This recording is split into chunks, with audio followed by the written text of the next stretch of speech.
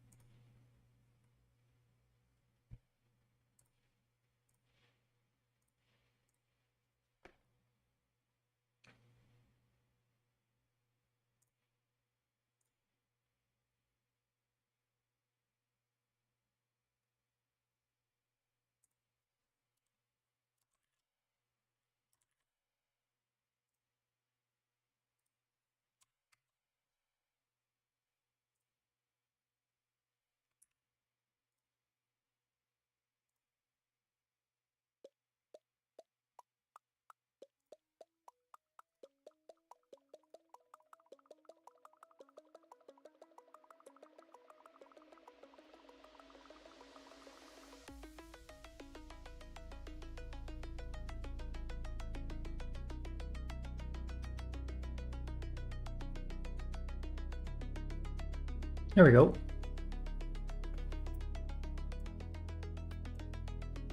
Some more technical difficulties this morning.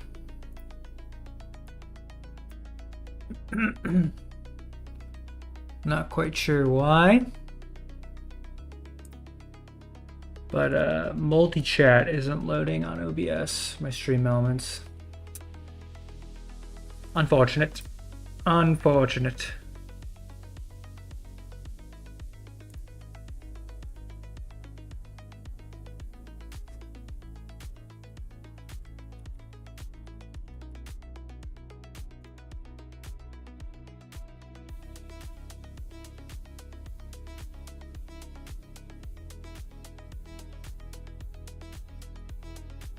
Probably only need Twitch and Kick, right?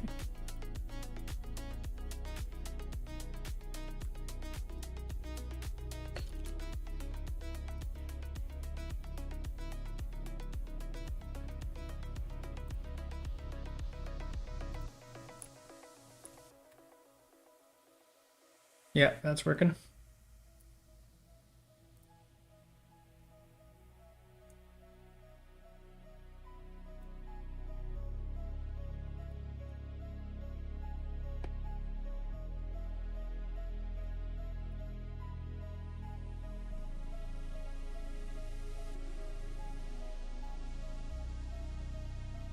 Okay. Day 23. 10-week benchmarks, baby.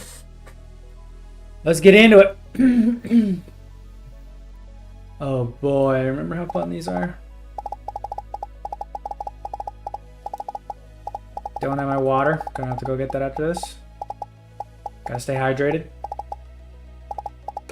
Burp.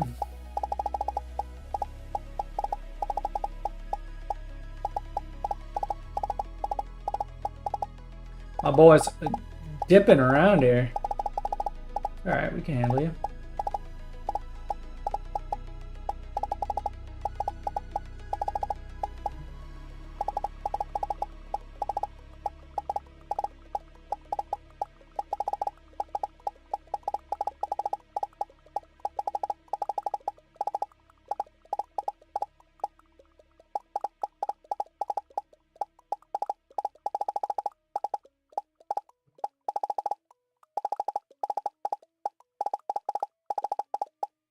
Stay still. You son of a nutcracker. Yeah. I'm gonna get my water real quick. Wherever it is.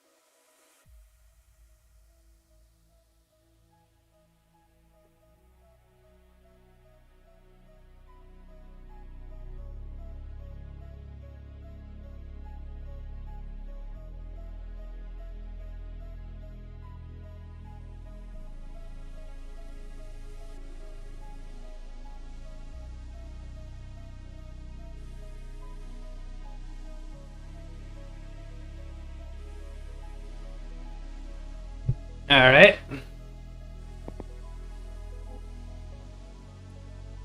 Settle into this a bit.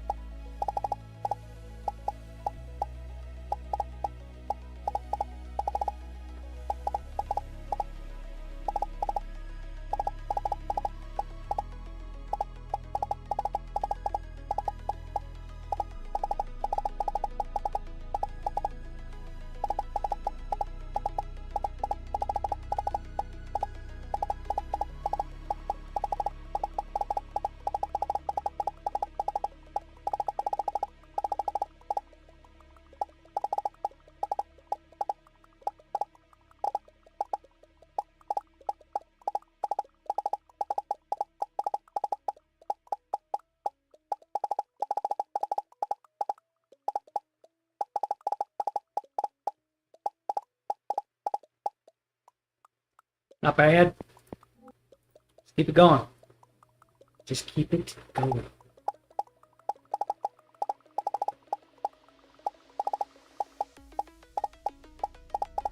Stay still. Slow down, you monkey punka.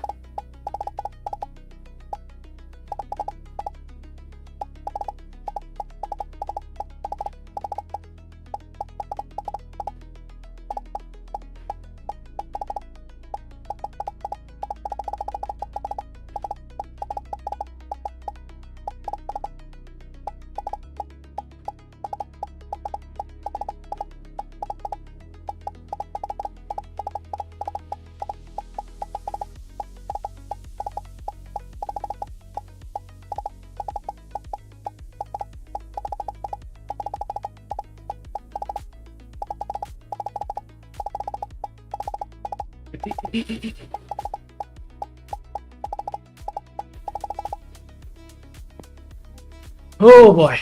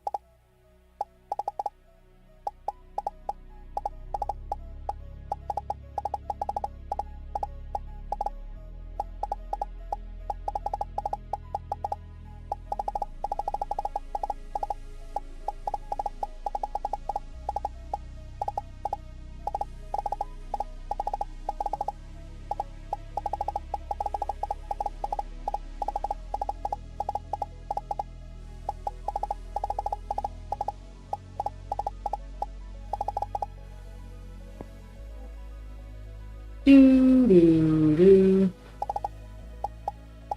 Just trugging along. Trucking. Chugging. Trucking. Shrugging.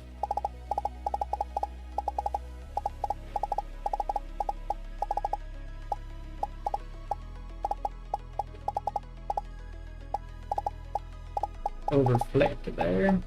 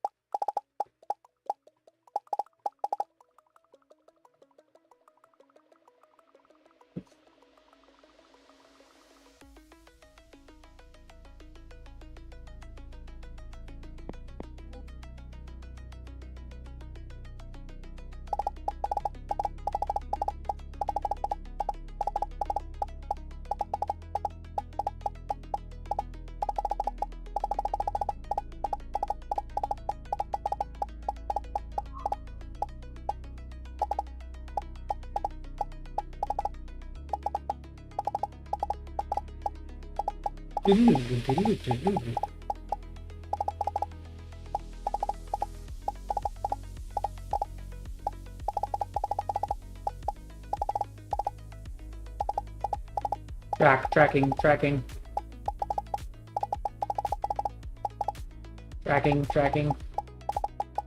Eliminate.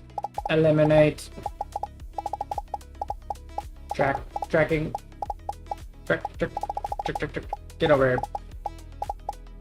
It's too close. He's up my grill. Ooh, should be easier to hit if it was close. It's got the moves though. Very nice for without even noticing it.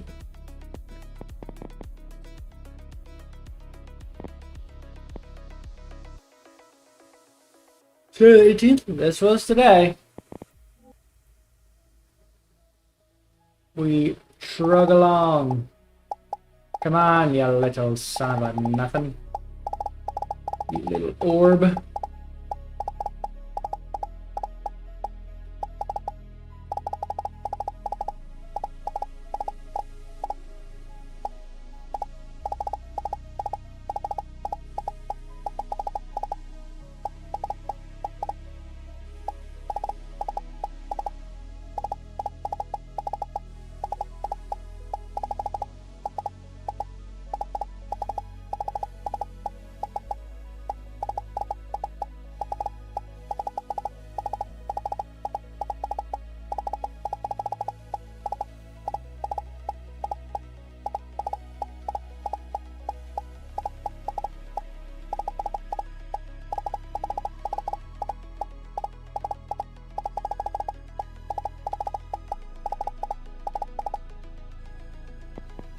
Can't even say. Just keep going. We just gotta get these reps in. Kind of not the best way to look at it, but that's just how I feel right now. Let's just do it. Let's just get these reps in so we can get to the game.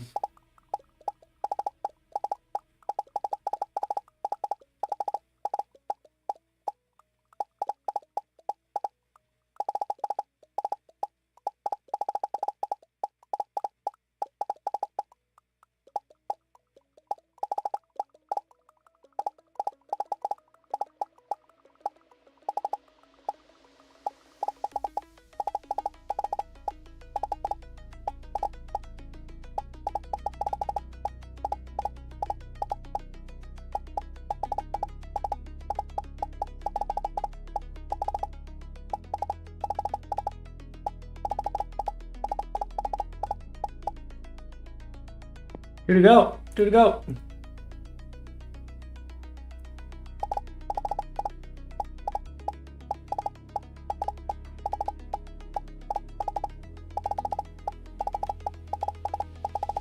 Okay. Remember to blink. Very important. Water my eyes.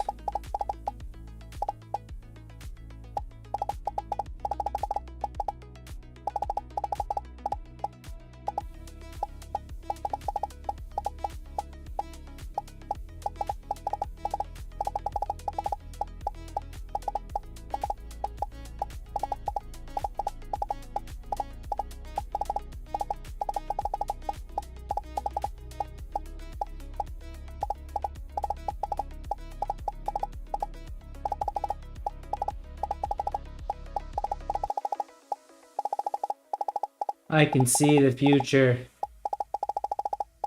Oh, that felt like a high score. Damn! Last one, best one.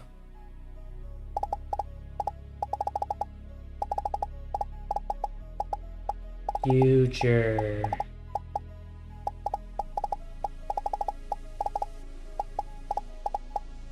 Okay. Little movements. We don't like these little movements. The thing is, like, nobody moves like this in the game.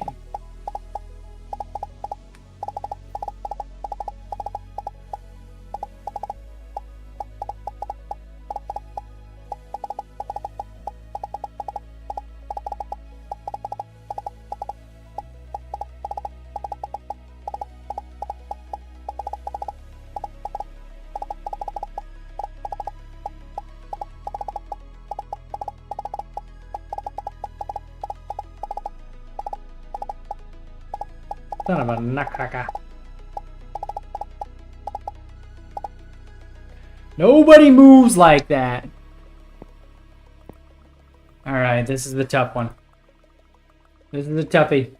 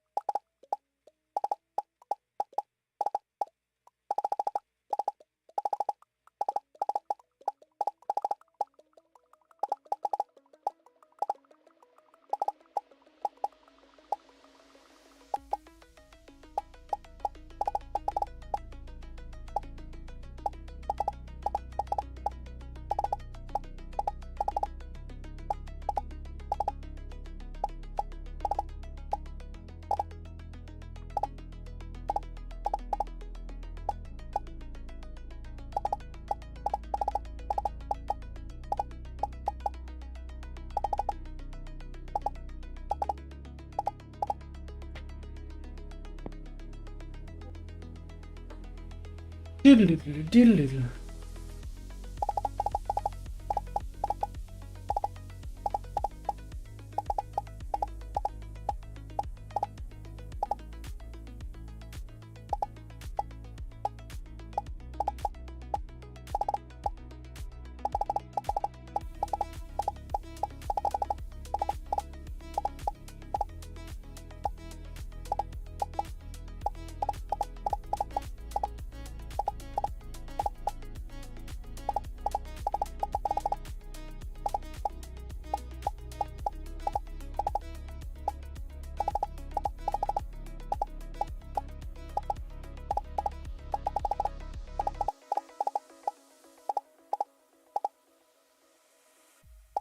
Get back here!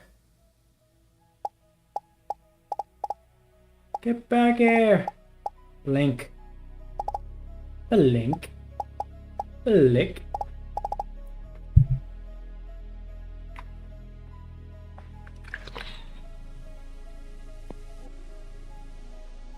A link.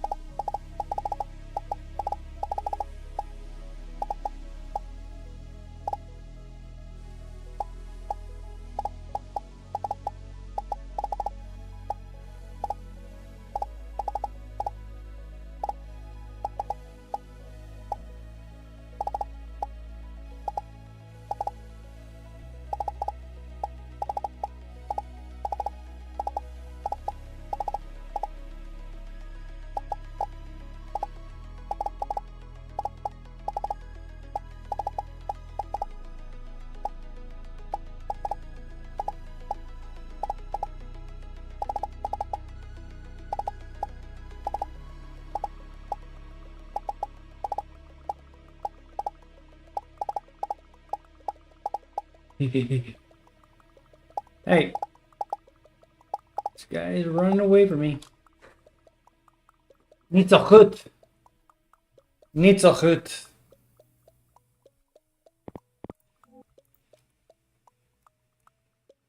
Use a little AC in here. It's heating up. Jonas Brothers.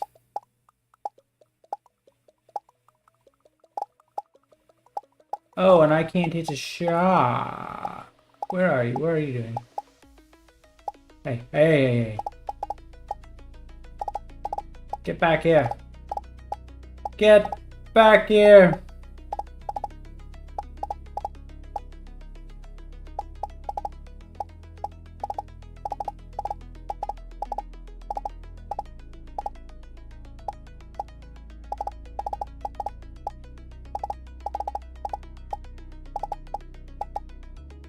Ooh, you know what I just realized? Vertical is probably not set up right.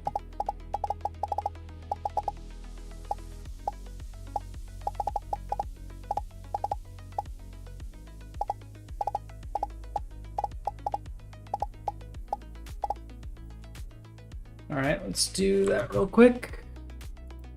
Yeah.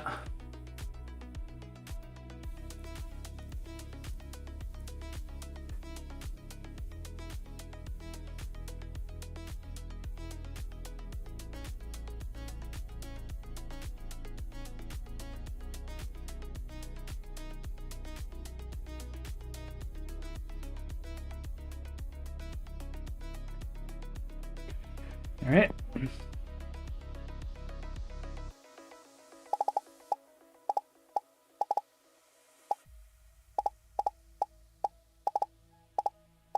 I also can't see YouTube chat, but nobody ever talks in YouTube chat, so not too worried about it.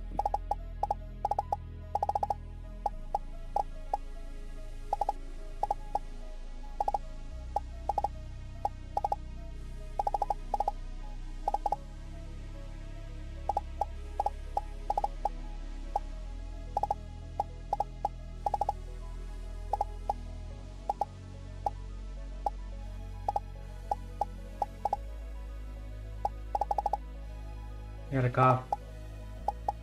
Blink.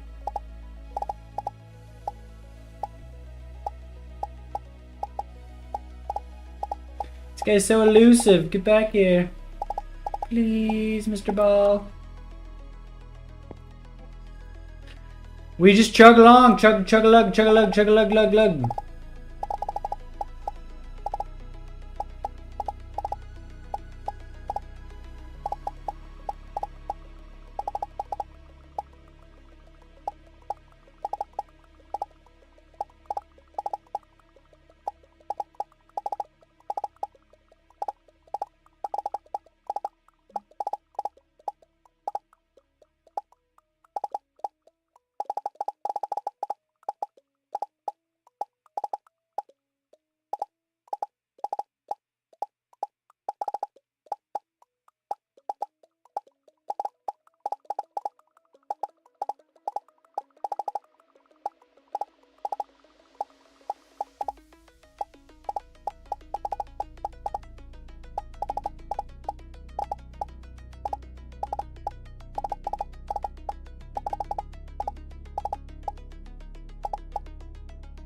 Ugh. Oh, is that a good one? News to me. Newt Looney, hey hi. Hey hi, Newt Looney. What it do, baby boo?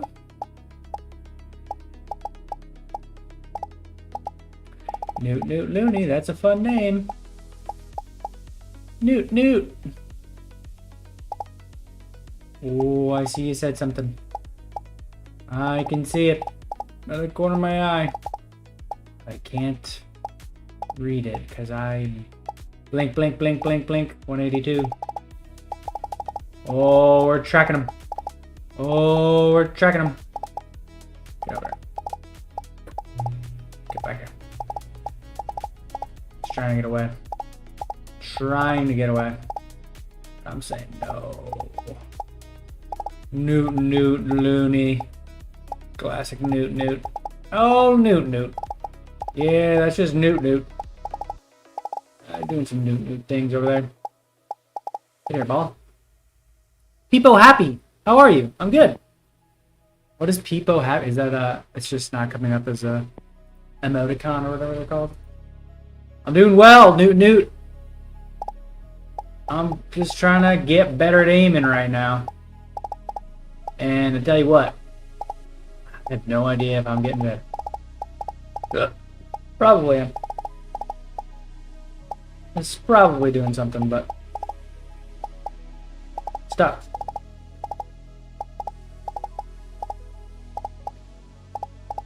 It's tough. You should a full circle here, ball. What's going on? I can't hit you.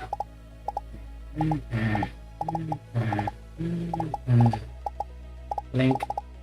Oh. You blend into the ceiling a little bit. I kind of wish you had shaders on. I don't know how to do that. I don't know how to put the shades on you. Little ball. So you're rounded.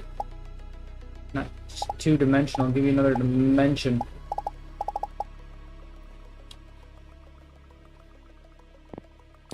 My title means I'm trying to stream every day for 10 weeks. Today is day 22. So it's a 10-week goal that I've set. I'm on day 22, which is technically week 5 but I've missed 2 days. Or so, sorry, day 23. So today should be day 25, but I've missed 2 days of my 10-week goal. So I'm about to be, after today, I'll be halfway there. Excluding the 2 days that I missed. And I already know I'm going to miss another week in August. So, you know, we'll shoot for the moon. Land on the stars type deal. What's your first language, Newt? What's your primary language? Get over here, ball. Get over here, ball. Give me that ball. Newt. Italian. Nice. I'm actually going to Italy in August. That's why I'm going to be missing a week.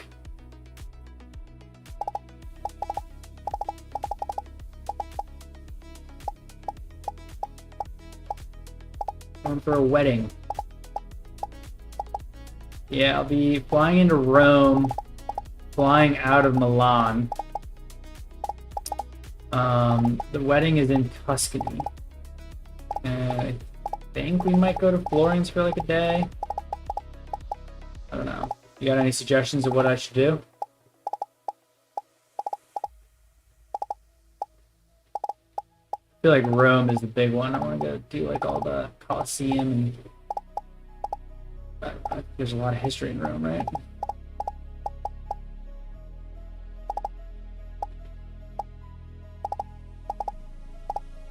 Obviously, the Romans.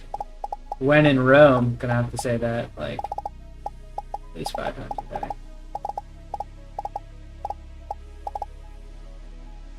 I hope I like Italy too. Alright, new task. I'm sure I will.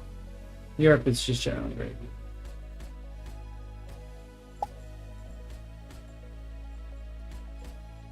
Are you in Italy now, Newt?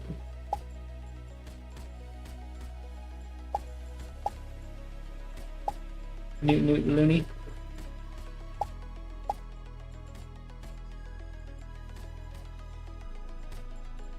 Newt.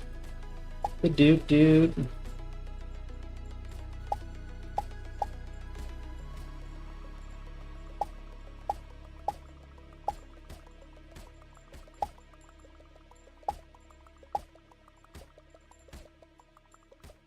Can't hit a shot, Newt.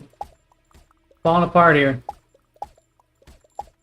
Need to focus up. Don't be chasing. Don't go chasing waterfalls.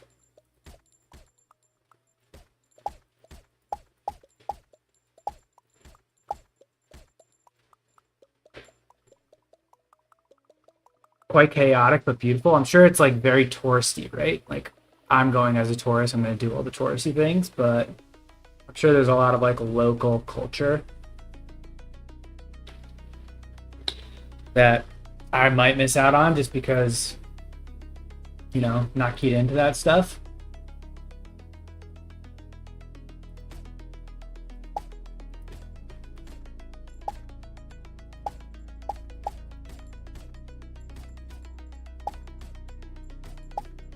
Freaking love the name Newt.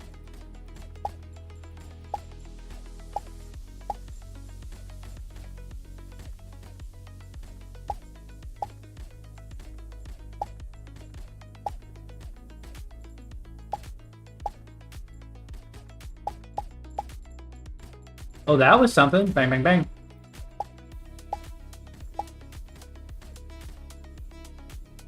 Oh my gosh. I'm chasing again.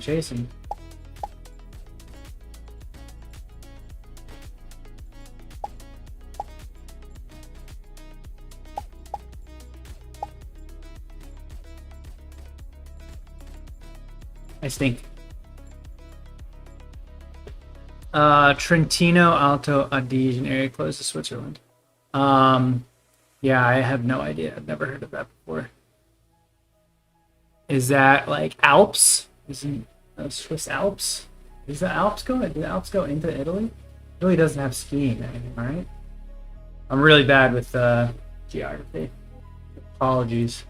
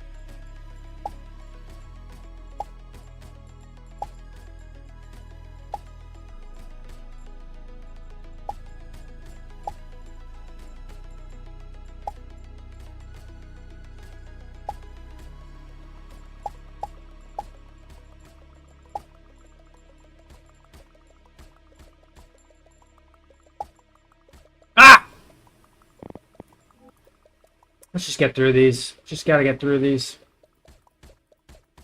Not even checking score, seeing if I'm doing all right. Jeez, that was bad. Hold the line.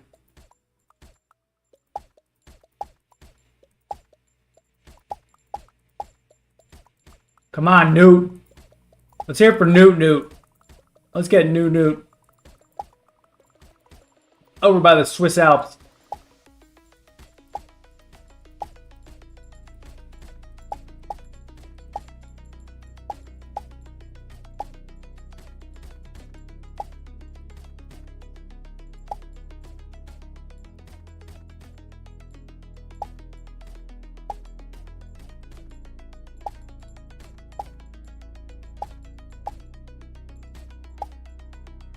Mr. Newt to you.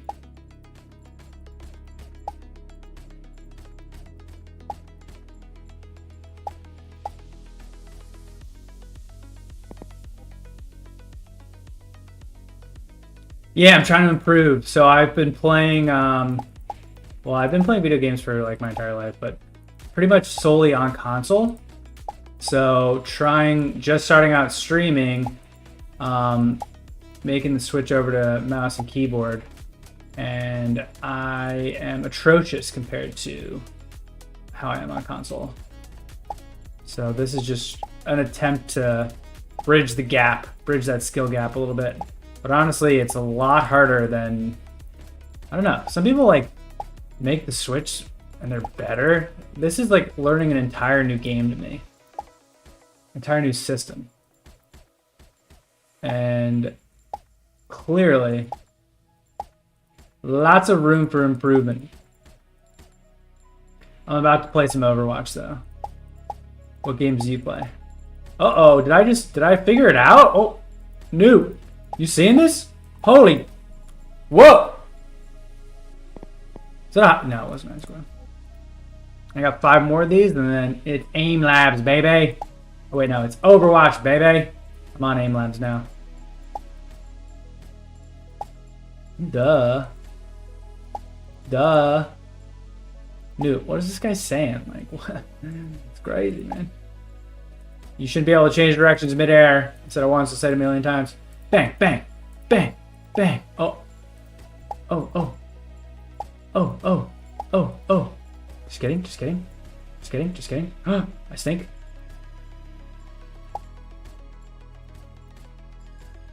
Huh. Hey. I can't hit a shot. Newt, I'm falling apart. Newt's commander. Newt. My boy Newt. I am Newt.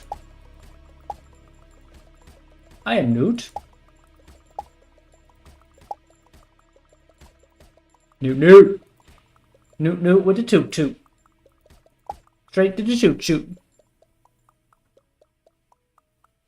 Oh, I play a lot of Apex too, so Apex as well.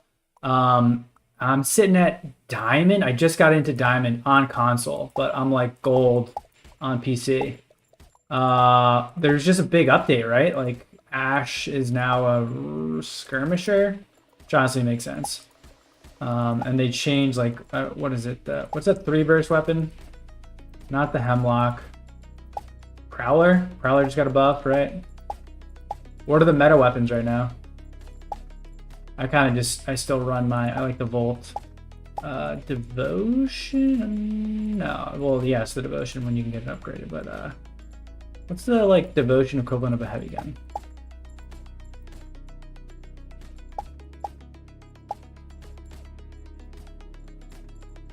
Stinky, stinky poopy.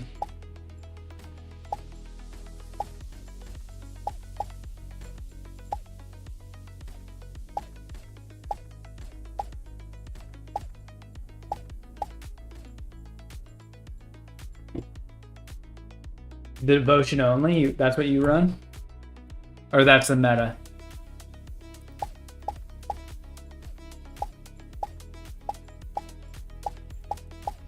Yo, what's that? What is this?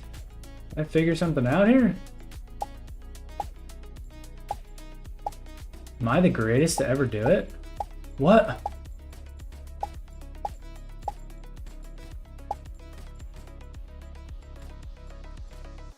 New Scamander.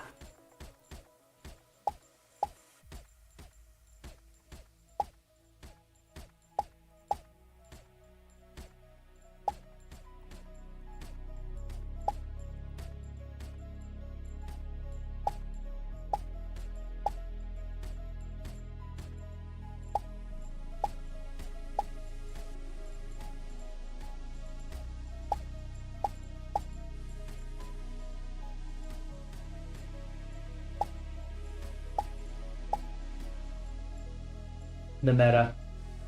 2 to go! 2 to go! Put our head down and just get through this. Yeah, the Devotion's pretty solid. Tis a good weapon, but honestly, I don't pick it up that much. Like if I'm at one of those gun stations, gun crafters, whatever, the energy depot, I'll pick up the Volt instead of the Devotion. I'm a Volt guy.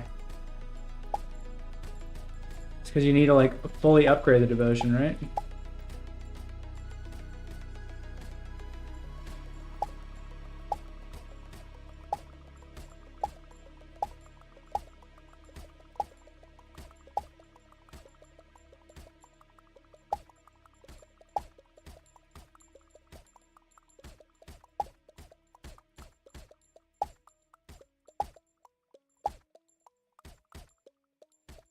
Can't hit a shot. I can and then I can't. Oopsie dizzle. Oopsie doodle. Last one, best one. 3, 2, 1, go! So yesterday I randomly got the shaders on these orbs. I don't know what I did to do it. And it was only for one. But it made a pretty big difference, I feel like. Because these just like blend into the background. And I kind of hate it.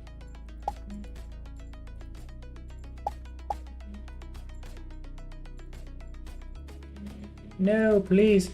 I'm chasing, I'm chasing. Let him come to me, let him come to me. I'm chasing.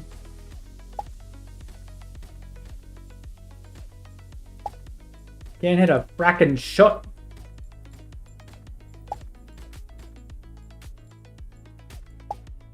Oh, got that one. Sniped!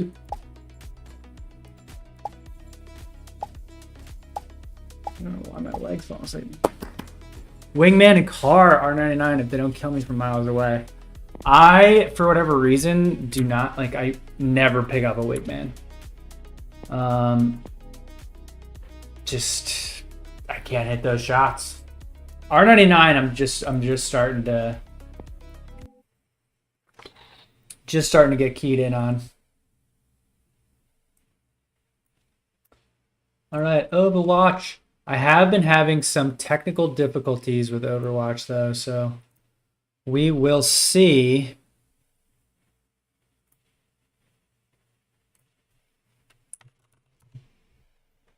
What I'm able to do here.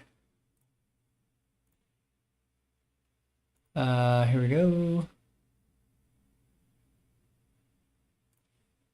Download pre-release content. No. Overwatch. Oh.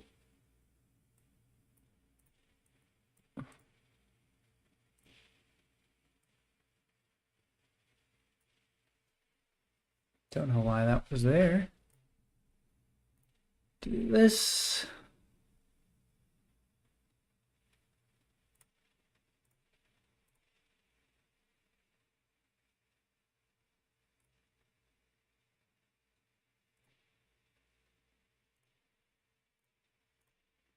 Oops, I just opened Spotify. Error, error, error.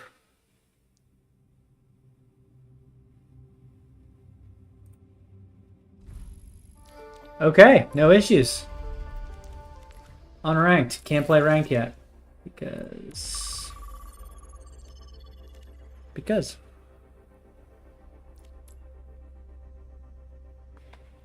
2:23. Got an hour to play Overwatch. New. Now, New. What the toot? Oh. I will Oops. not leave a broken world behind. How do I? Is it C? Yeah. Hello there. I'm in.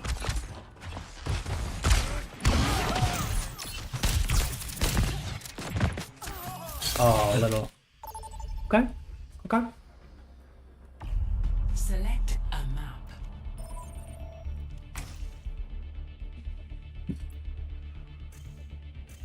New. With the toot.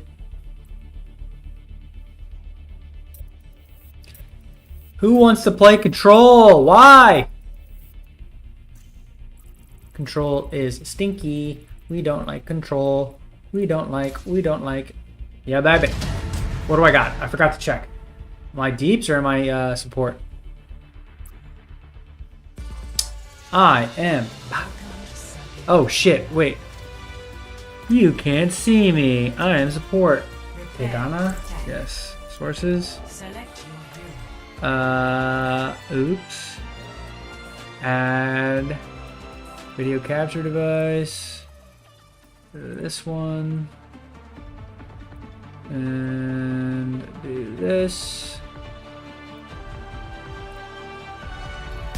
Bueno. Not leave a broken world behind. Been a while. Let's get some kills. This beat is sick. We gotta calm to the team. What's up, team? Gotta let them know we're here. We're here. Why call yourself honor? These days. How about I do this? Is this better? Very refreshing. No, not quite. I need durable volunteers for some kinetic biolite Is that experiments. better? Me. Can I count on you? There, I think it's good. I'm not your best subject. This body isn't exactly. About to get some giving me hot chicken. comms, baby. Miss Chase. Hotcom.com. You never tear yourself down. Where is he? Come on. All right, I get the picture.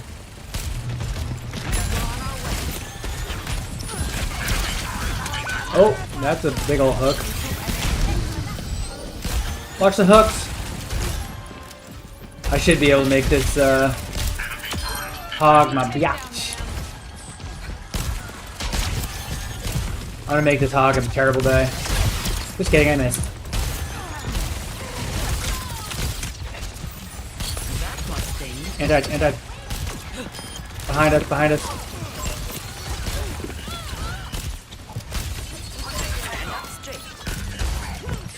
I'm gonna sleep this hog. Sleeping! And died. Great pull by that. There's a tracer behind.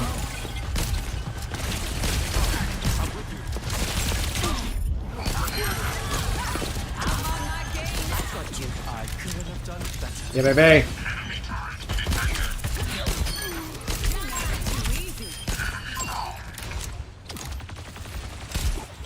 I don't know where the tracer is.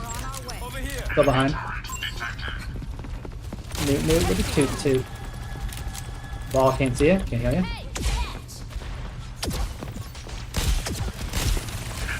We got point, we got point. Watch here.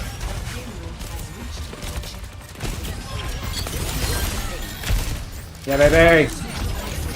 Grip me! Grip me so hard!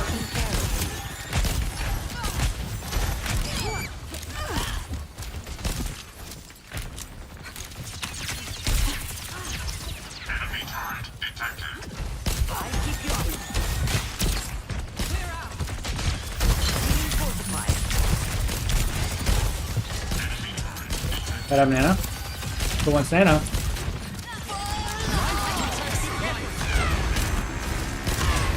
Ow! Owie! It hurt!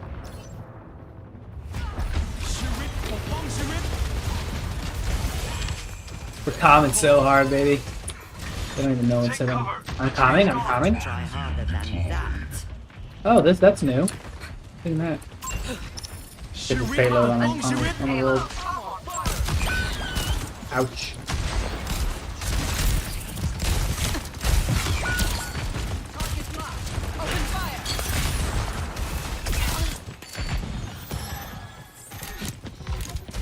Eyes on target. Enemy turret here.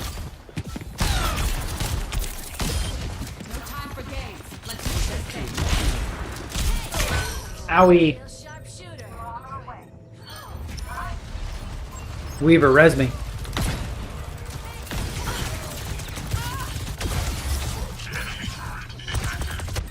Coming through.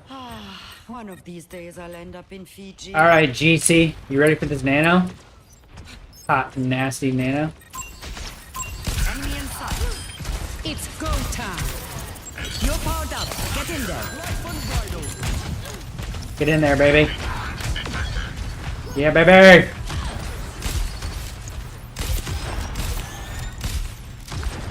I got payload, don't worry. Oops. Oh, we got one kill, bud?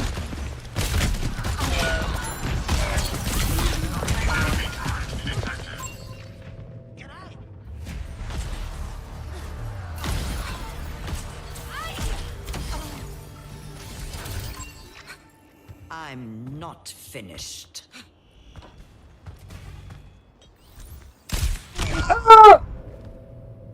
Personne n'échappe à mon...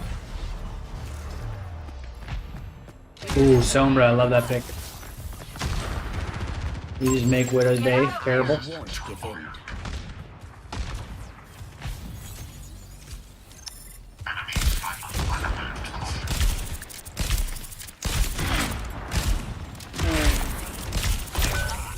Yo! I am worse than Widow. Who'da thunk it? I still have some fight in me.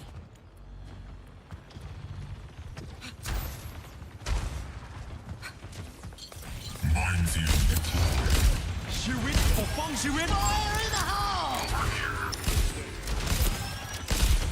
Stand up straight. That must sting. Big anti? So fast. Targeting hostile.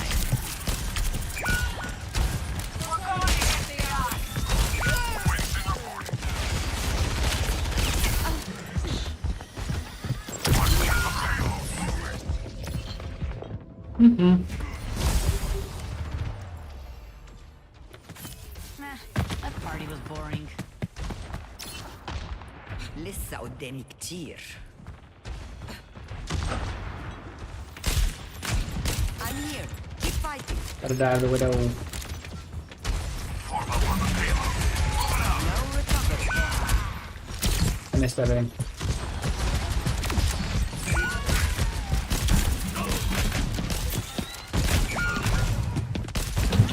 Interesting game. Very interesting.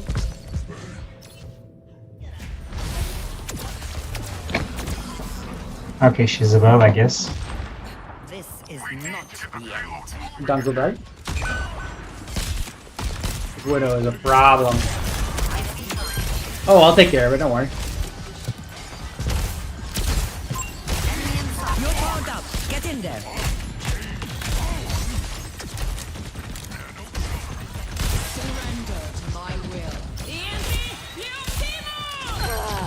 I got my ult. Don't be shy. Target.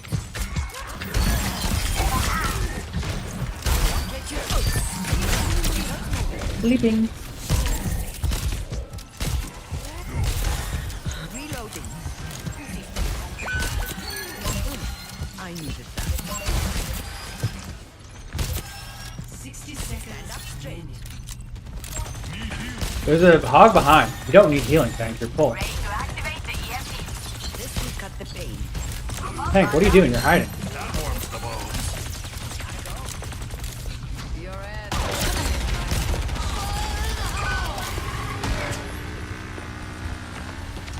The payload's moving. About time. Bruh. Shoot it for function.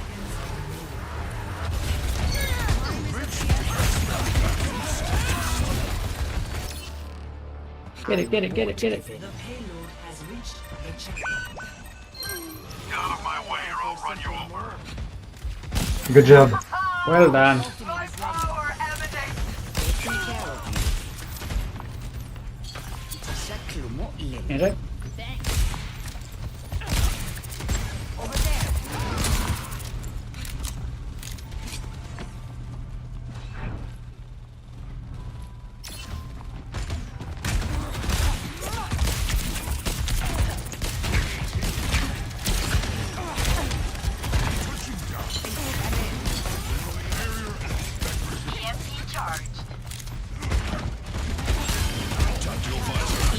Huge. Huge.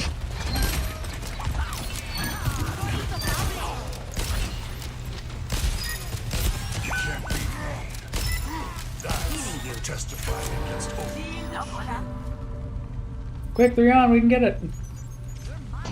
That was fun. Not over, they get a touch again.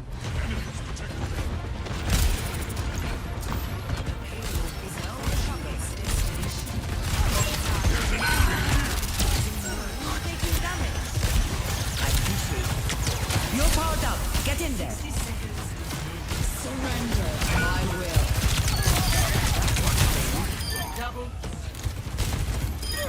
That's how we do it, baby. Mobilizing. Nice one. Didn't hit a single sleep there.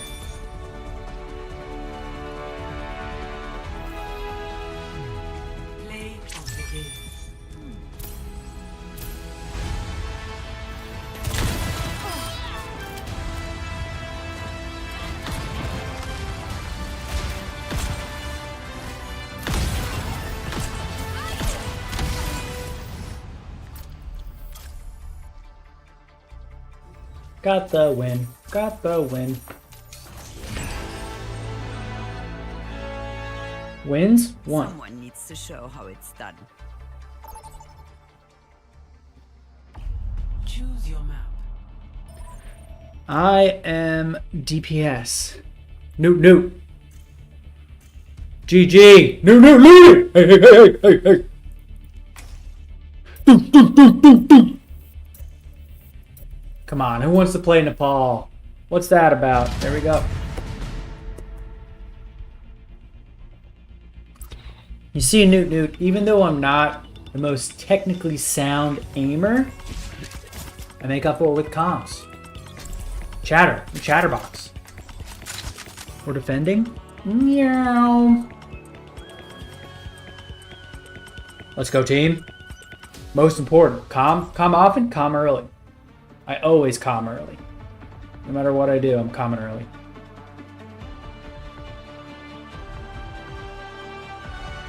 Every soldier needs a cause.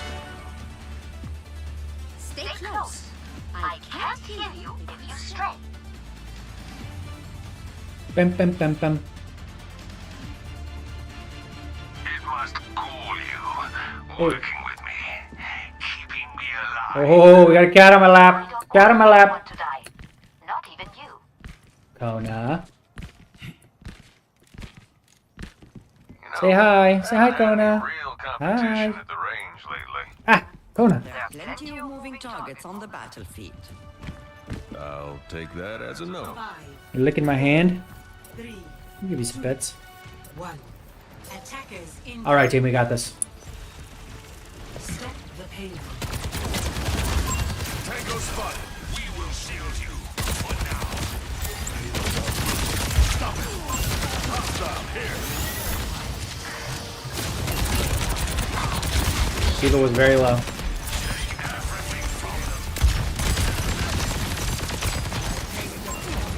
Backing up, Billy. Echo behind, echo behind.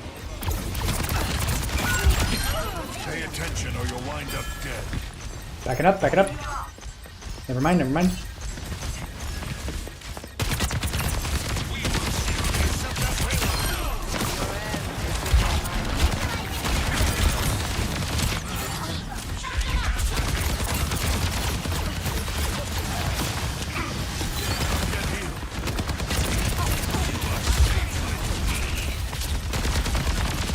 I'm going to high ground. Reload that, please. Thank you. Good enough, anyway. People up top here. Need help. Thank you.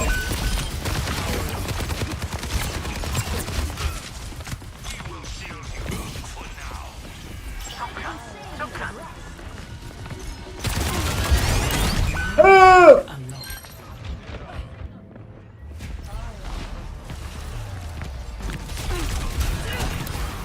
The wait is over. Gotta get back quick. Gotta get back quick. I'm on my way, team. I'm on my way. Kona, you're about to become an issue here. You're a bit of a liability, Kona. No matter how cute you are. Hey, you're licking my aiming hand, Kona. I'm going back up top. Choice. Adaptive circuits engaged.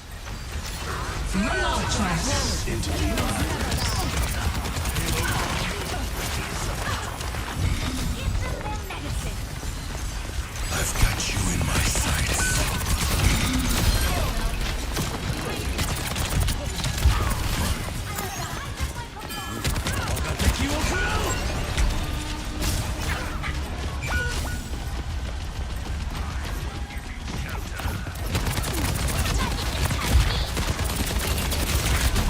Man on a mission. Stay out of my way.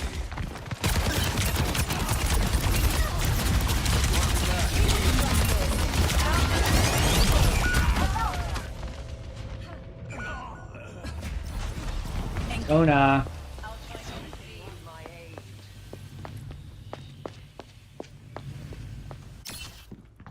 I can't get away with this. Can't keep getting away with this. Ow! Owie! Ow! Ow! He hurt me. Feeling spry. You're going home in a box. Damn.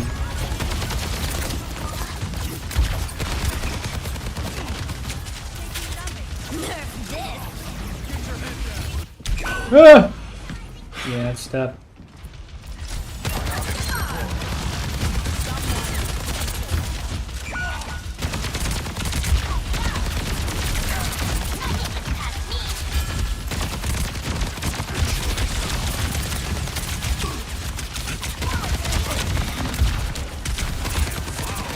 Oh no, that guy's on the ground.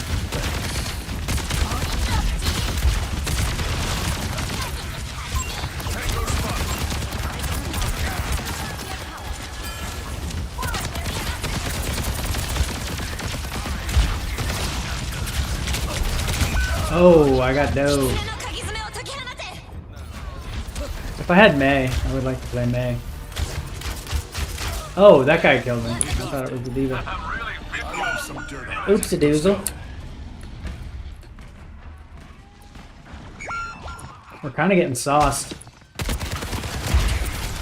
Major perk Fields unlocked.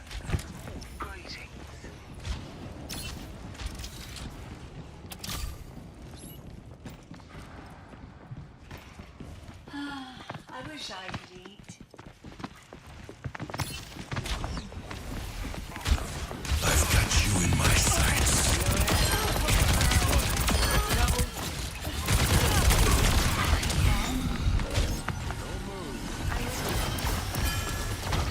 watch the C9.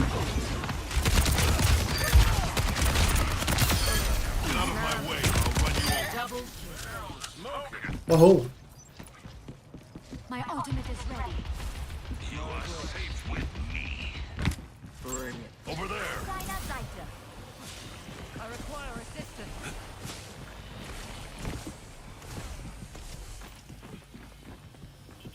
I think I hear him this way. Yeah.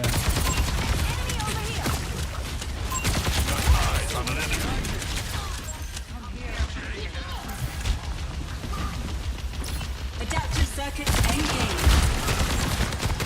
Ooh. I'll try to repay the favor. There's 3 over here. Step right up. This. Check. Affirmative.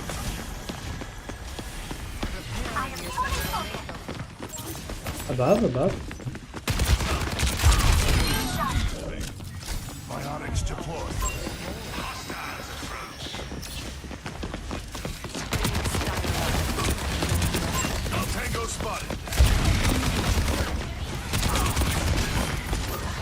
Those are. Heroes never die. We got this team. We got this. Are you senseless? They're moving the payload. Heals Oops. coming up. Keep watch. Misclick. Oh, that's tough. I will not let you fall. More in here.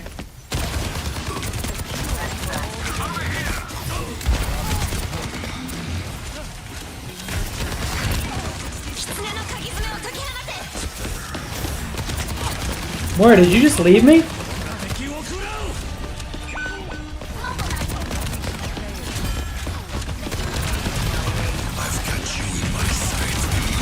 What the fuck, Moira? Why did you? Oh my! I suck. I mean, I can't blame the Moira there. It's certainly not her fault. They'll regret that. 30 seconds remaining. Keep your heads down. We've almost got this.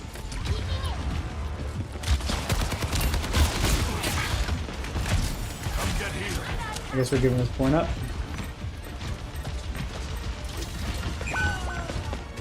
Payload on.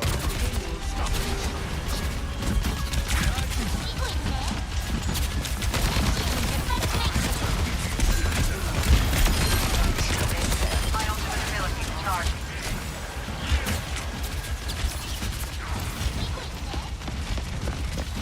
Nerf this.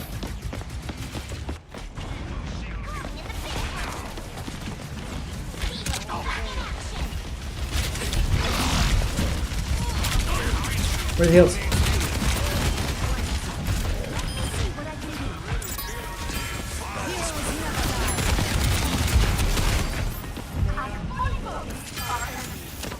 Much better.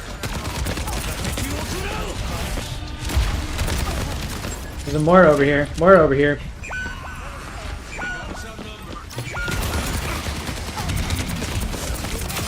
That warms the bones.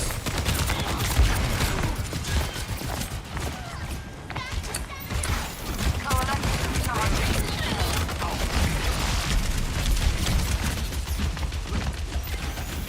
60 seconds remaining. Where there's smoke, there's fire.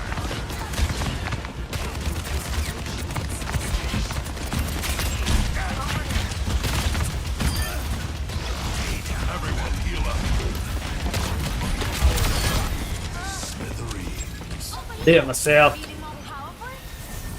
Yeah, hunt that Moira down. I am ready to unleash the weapons.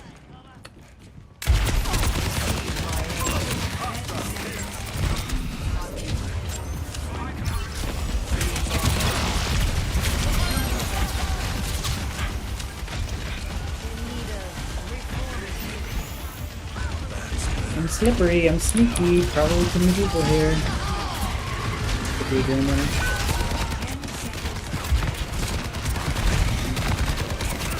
Oh, it's a game winner. Fuck!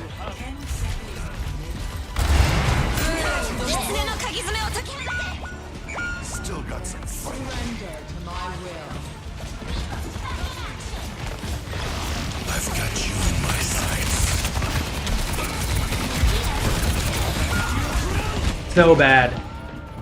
So bad. Doot doot. Newt Newt and Doot Doot. Newt Newt, was that you? Be honest with me.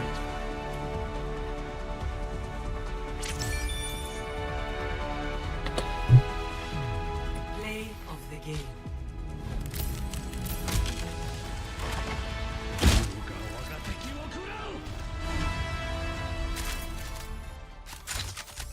Wait.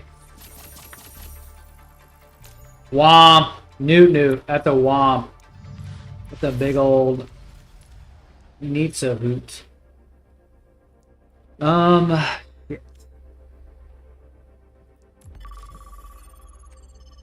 would like to play support.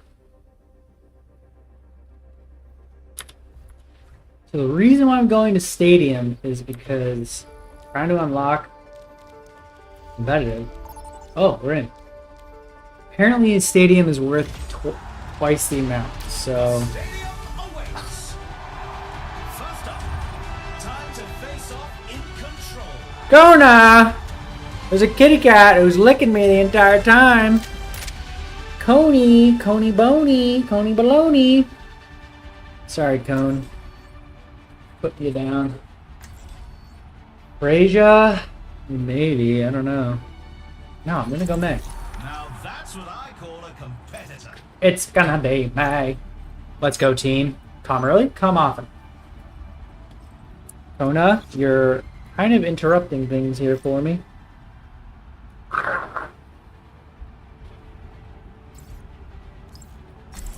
There's no way they can stop May.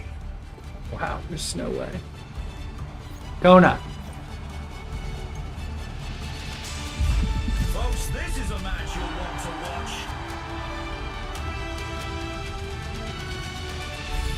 Welcome to the Armory.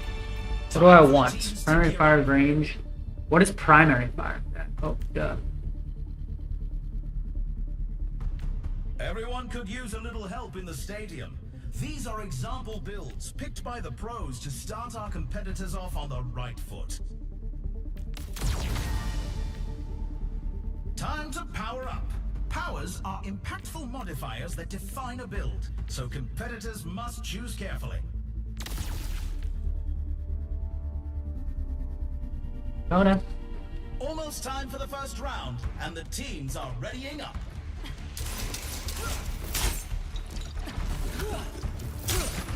Kona. Please. Only You are a 20 very lovely seconds girl. before the action begins. The armory is closing shortly.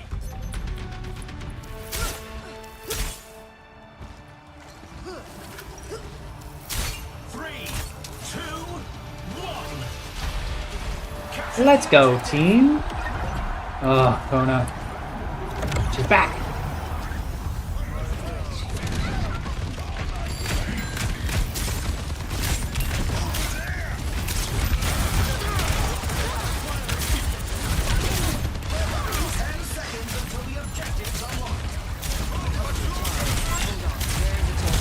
Oh, damn. Potato.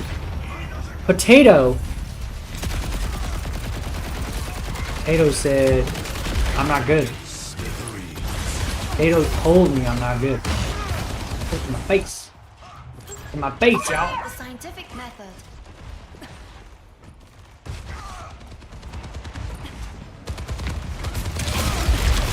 What the? I couldn't even come around the corner. Damn. Very bad. Very, very bad. Time for another experiment. Thanks, Kona. See you later. See, the thing is...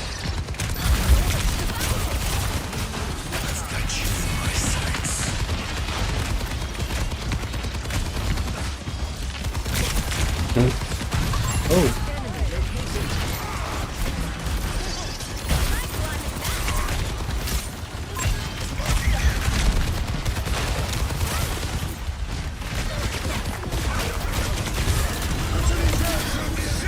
Oh, I'm dead. Goodbye.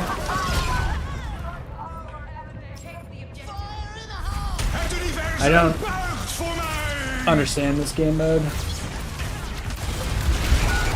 Soldier 76 is back in command.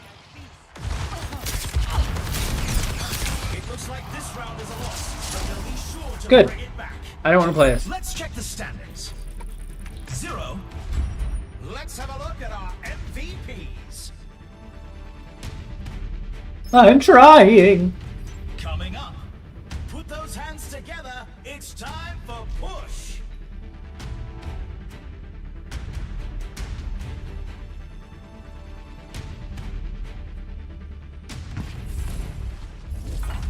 What tactics will the teams come up with this What round? tactics?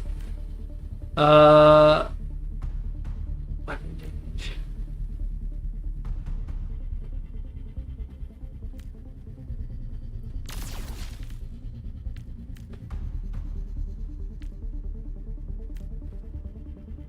Another round down, and it's safe to say the teams are in the zone.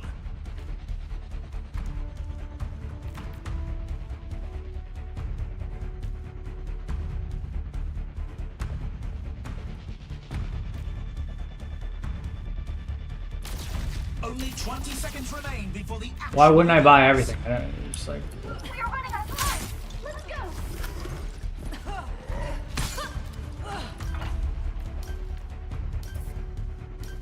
The armory is closing shortly.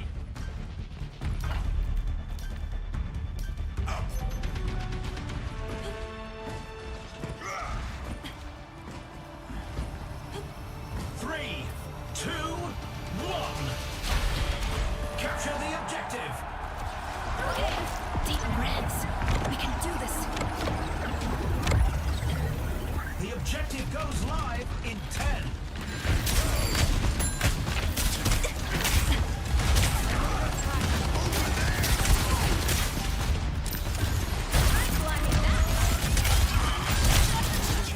We got the robots.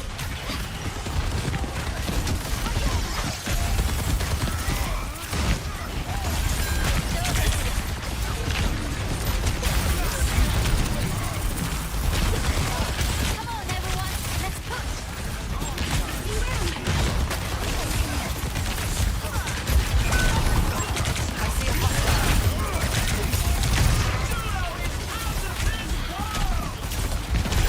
Yo. Don't let him push that barricade. We have to try again.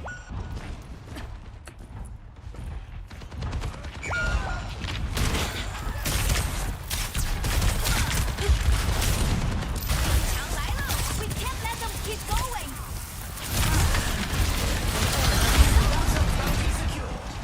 Surrender to my will.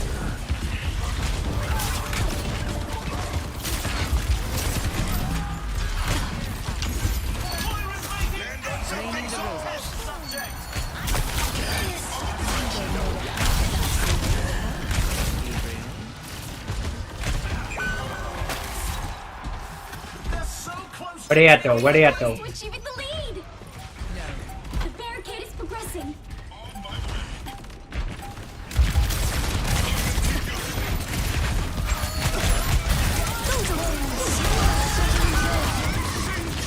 That's a couple ults. 60 seconds remaining.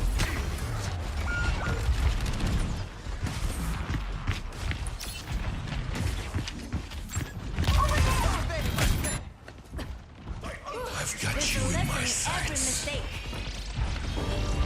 You must stop the enemy from advancing.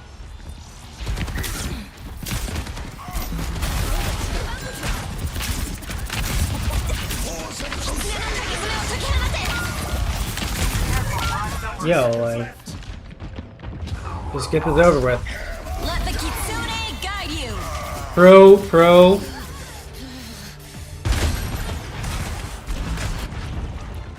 The world's not going to save itself.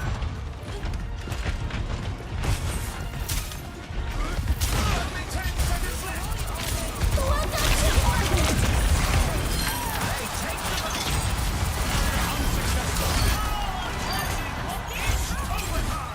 Our time runs short. Take the robot now.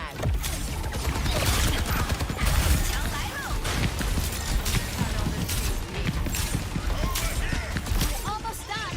Don't leave the robot. Nice.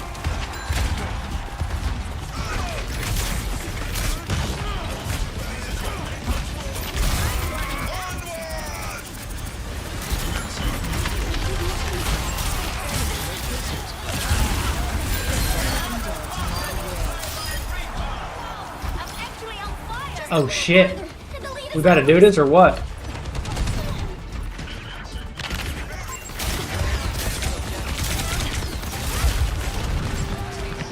almost there. Stay with the robot.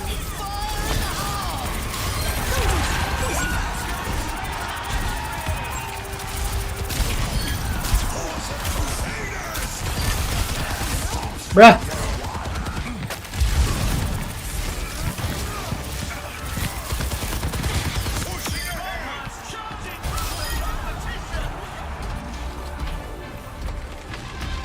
Looks like they pulled ahead. Wow. Score Who said GG? 2-1. Who said GG? You can really tell who the playmakers are. Next up, the teams are going head-to-head in Control. The teams are gearing up. Every choice is crucial.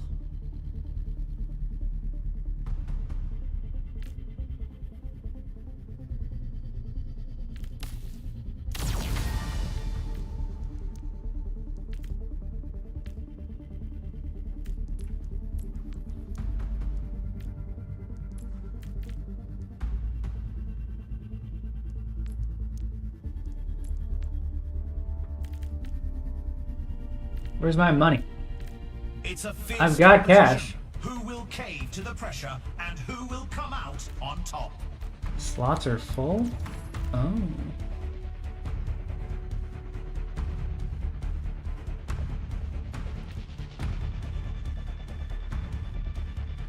The teams have 20 seconds left to prepare for the round.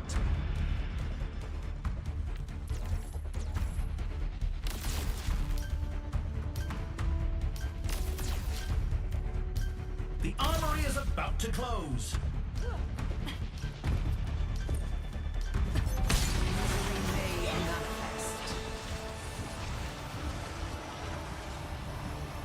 Three, two, one. Capture the objective. Yo, what is that? That's crazy. Moira's.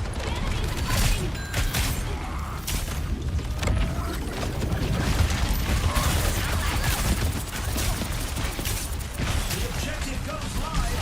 10.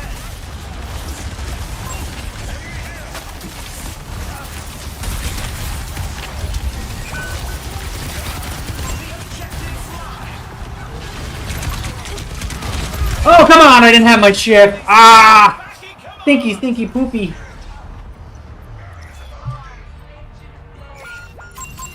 Clear the test subject.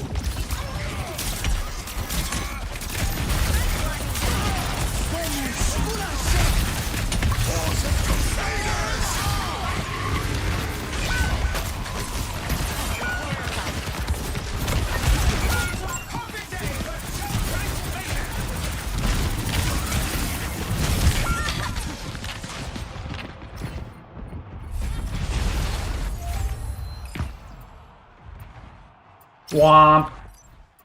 You right, you right. The important thing is to keep learning. I can't talk in match chat. I haven't unlocked it yet.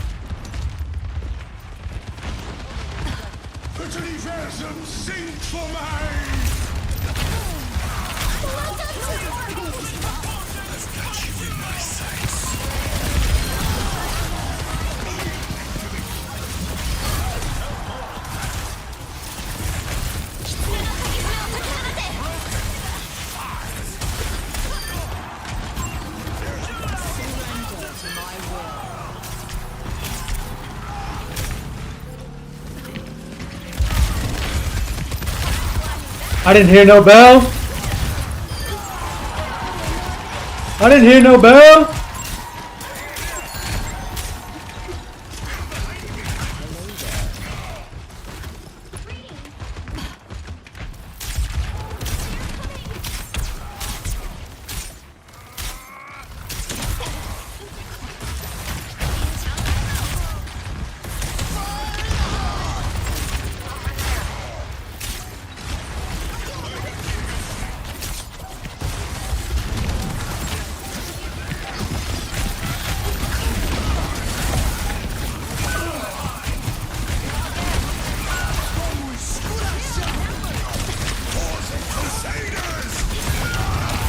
Oh, that was big. It was very large.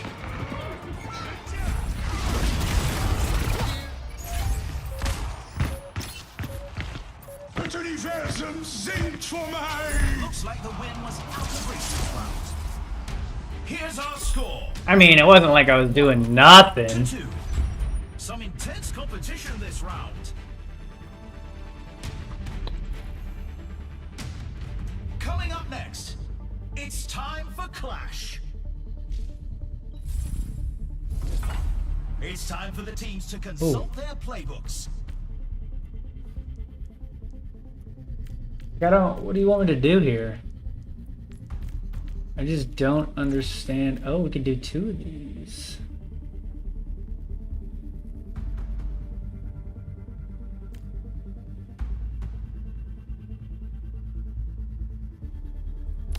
Yo, that's huge. We've already seen so much action, and there's still more to come.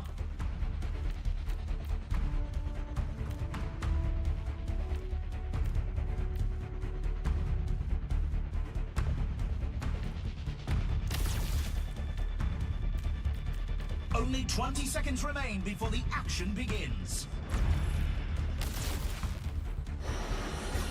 Okay, we got this team. Bruh. The armory is closing shortly.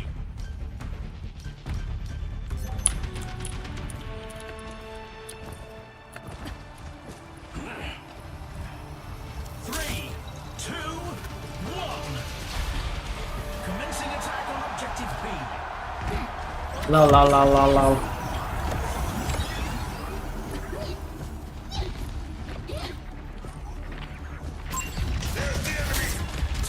Until the objectives are locked.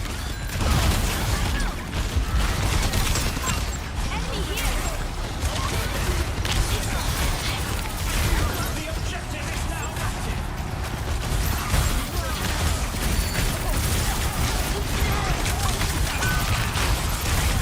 That's why you don't mess with the yokai.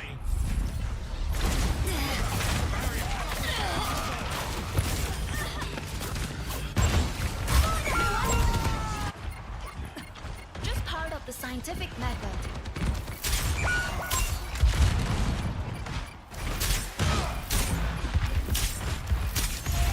They lost the objective. Now falling back to objective C. I don't know where the next objective is.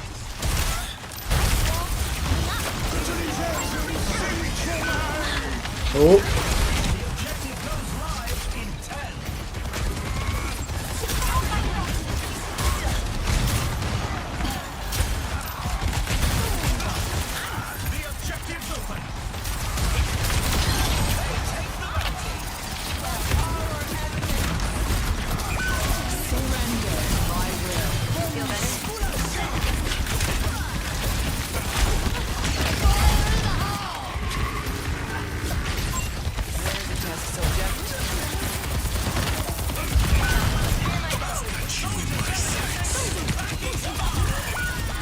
Tired of streaming to 0? Let's change that. You custom buckets. No thanks, bud. No thanks. Real great offer. Real great offer, but no. No. Oh shit, I'm alive.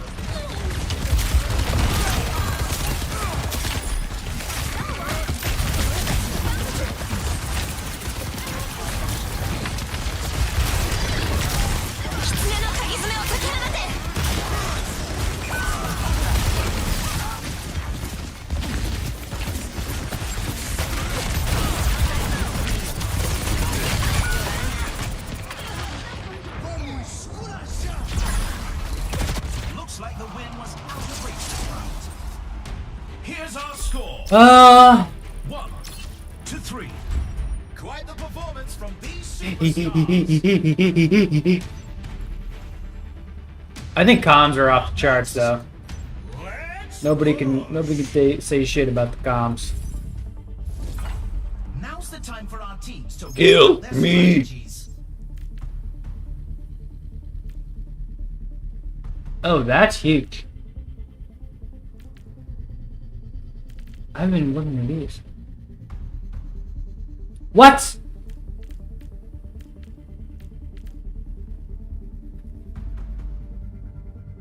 What?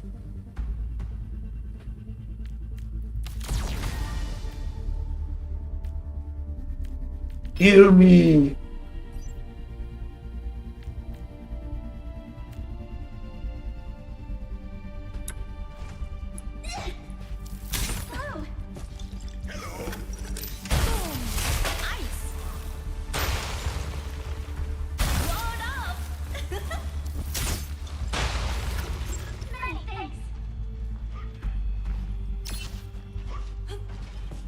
These teams are giving it their all for a shot at Oh, the play nice. Come on.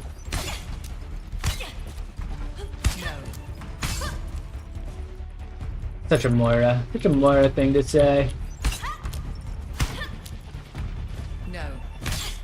Ja, ja, ja, ja. The arena is calling. Our teams have 20 seconds left.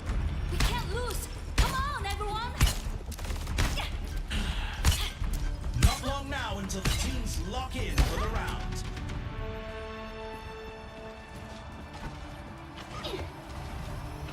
Blame me, blame me. I love it. To the objective. Let us keep our questionable choices to a minimum. Wait, let me get through the speed. The objective goes live in 10. Yo, who's got Kumis on the ground?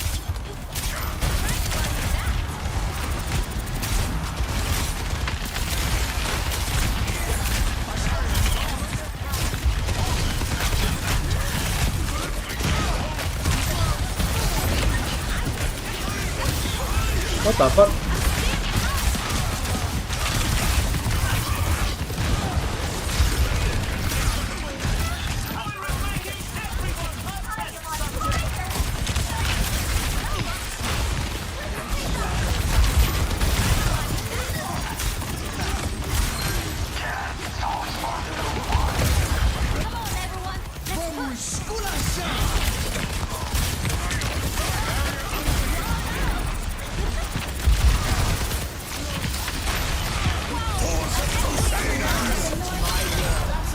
That's large. Such a quick time to push.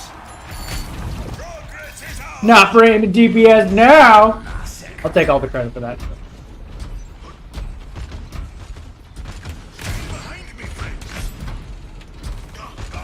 Again, insane calm. Like, who is calming? Like, it's incredible. I'm calming. I'm calming.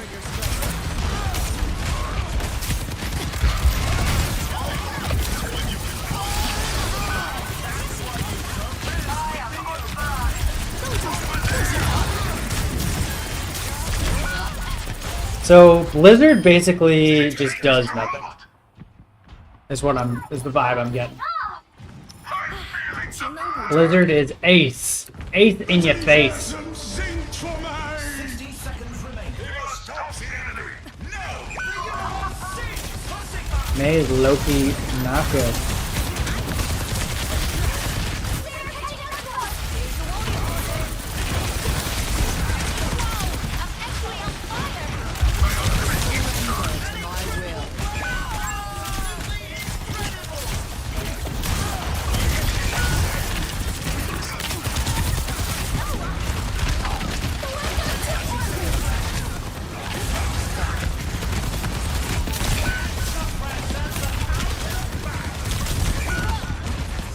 Heal me! Time to put a stop to their efforts. Heal me!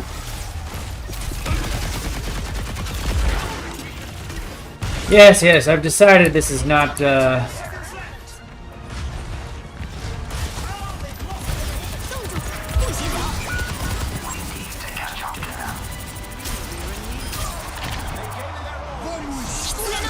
GG's. Lots of fun. Really great time. Everybody, top of the charts. Well done. Across the board. No, we're not requeuing. I don't like Stadium. Only heals, please. Only support. Only support. You! You're being such a little cutie and annoying. Oh, isn't that your job? Yes, it is.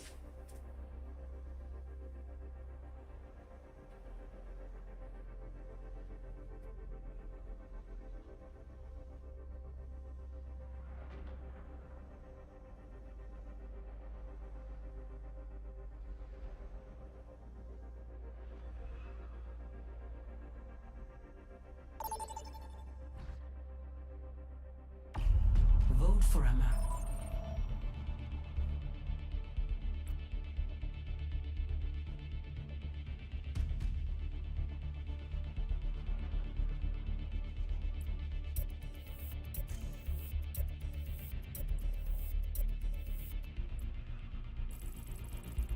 Oh no. What is Clash?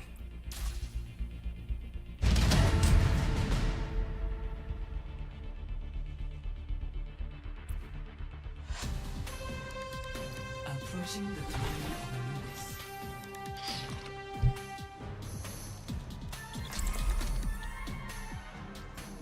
Is this 2 CP? What is Clash? I don't know what this game mode is.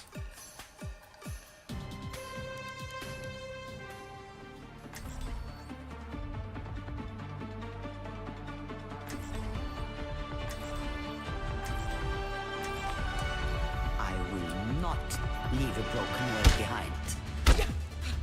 I must close my eyes, Okay, open my heart, good luck. and believe.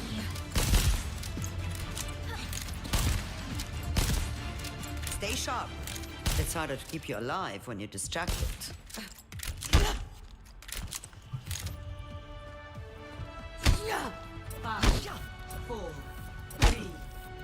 Oh no. One. Attack on objective C.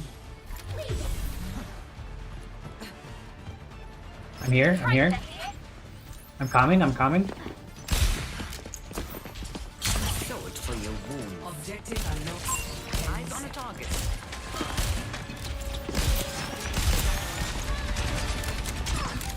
Taking care of you. Objective unlocked. Nodding off. Over there.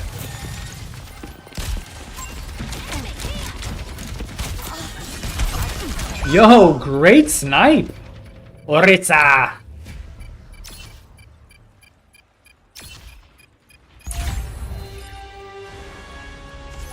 Sick. You'll have to try harder than that. We're outnumbered. Stay sharp. Objective unlocked.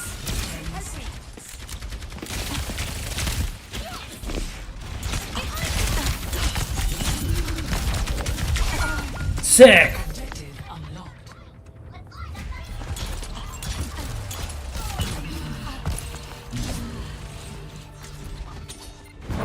Humanity is shackled. I hold the key.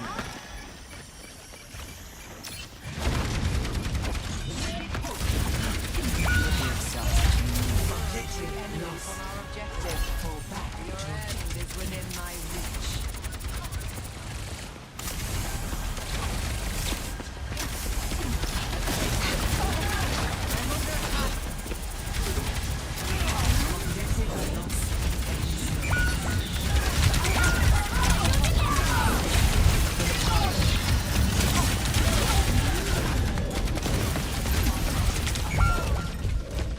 End it!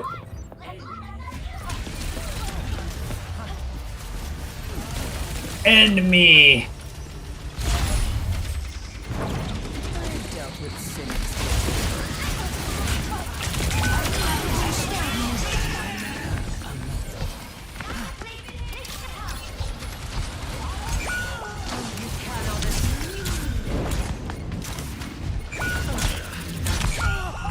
Help me!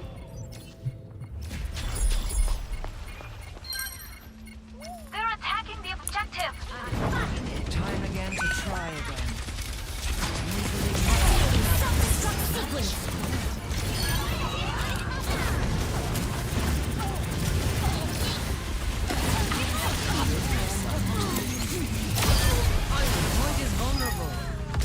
Oh fuck! I hit the wrong button.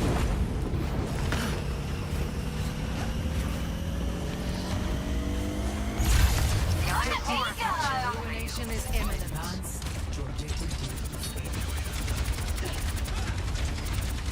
Match point.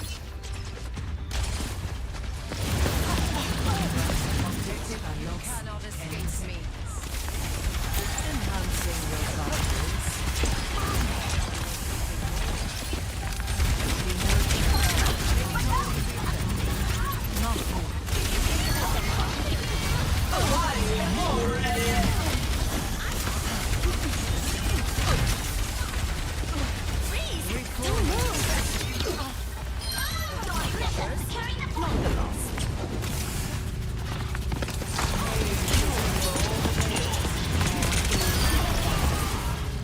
Bitch.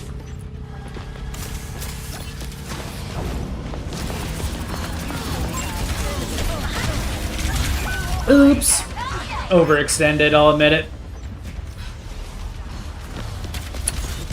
Get you at the next point. Match point. I'm popping up. To start and I'm popping up and I know I'm popping up. Keep an eye out. Oh fuck.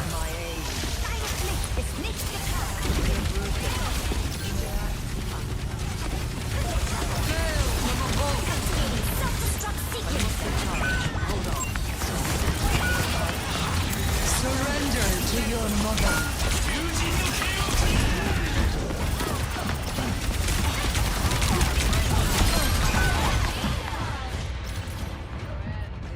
End me! Kill me! Nanos administered.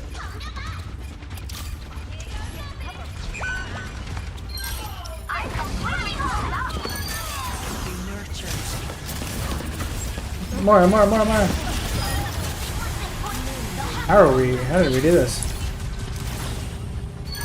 I'll take that. Hiya. How are you? Hello. Objective captured. Advance. Enhancing your life force. To the next objective. Match. Over there. Objective unlocks 10 seconds.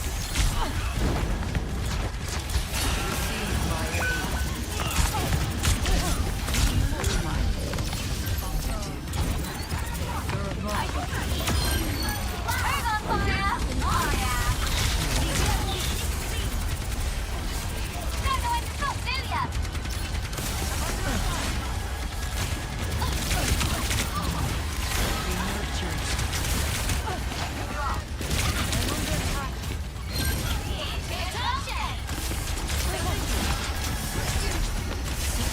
More.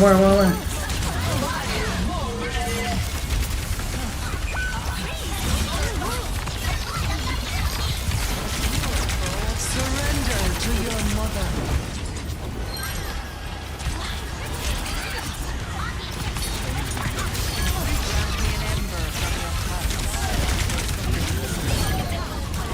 Where's he? No!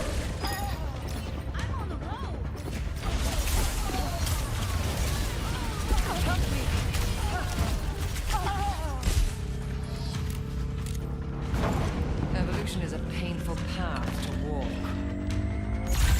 This is it. For all the marbles. Not half the marbles.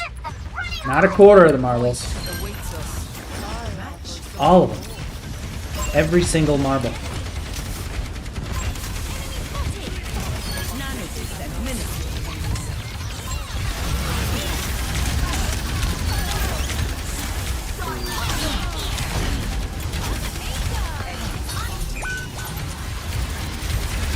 Mercy. Moira, Moira, Moira, Moira. Mercy, Mercy. Mercy if you can. Fuck! Take some space, Diva! Activating self-destruct sequence. System running hot. To start Finish it! Finish it! Look at me go. Finish it!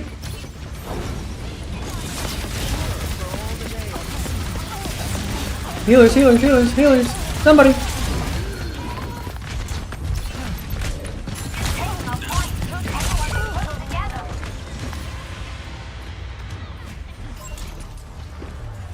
Diva hasn't picked a hurt. Alright. I've dealt with cynics before. GG's. See the enemy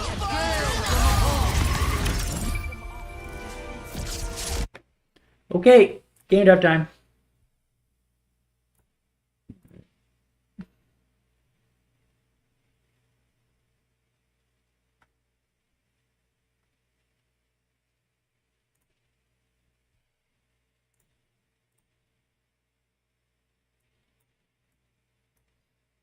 Oh man, I forgot to. Oopsie doozle. People still think I'm playing Aim Labs. Game.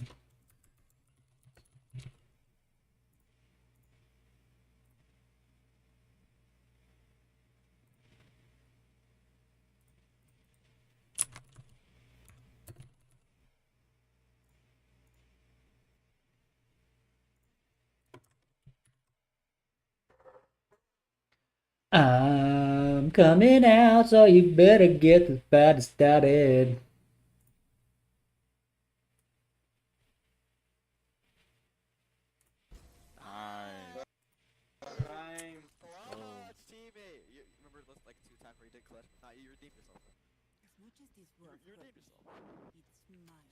Yo, thanks a lot. Turn the stream off, nobody is watching. You Smurf? Bro, I'm not a... My peak is bronze.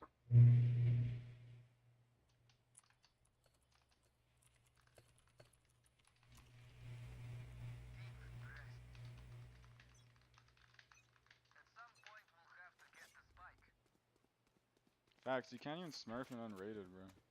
That's not how it works. We're 5 stack. Oh, we left Spike. Yo, the spike.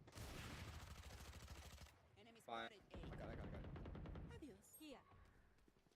Should we go B or C? I mean, should we go B or A? Let's just go A. Yeah, let's go B. Go B. We're guaranteed only at least one A. Est-ce que j'ai toujours une voix de robot?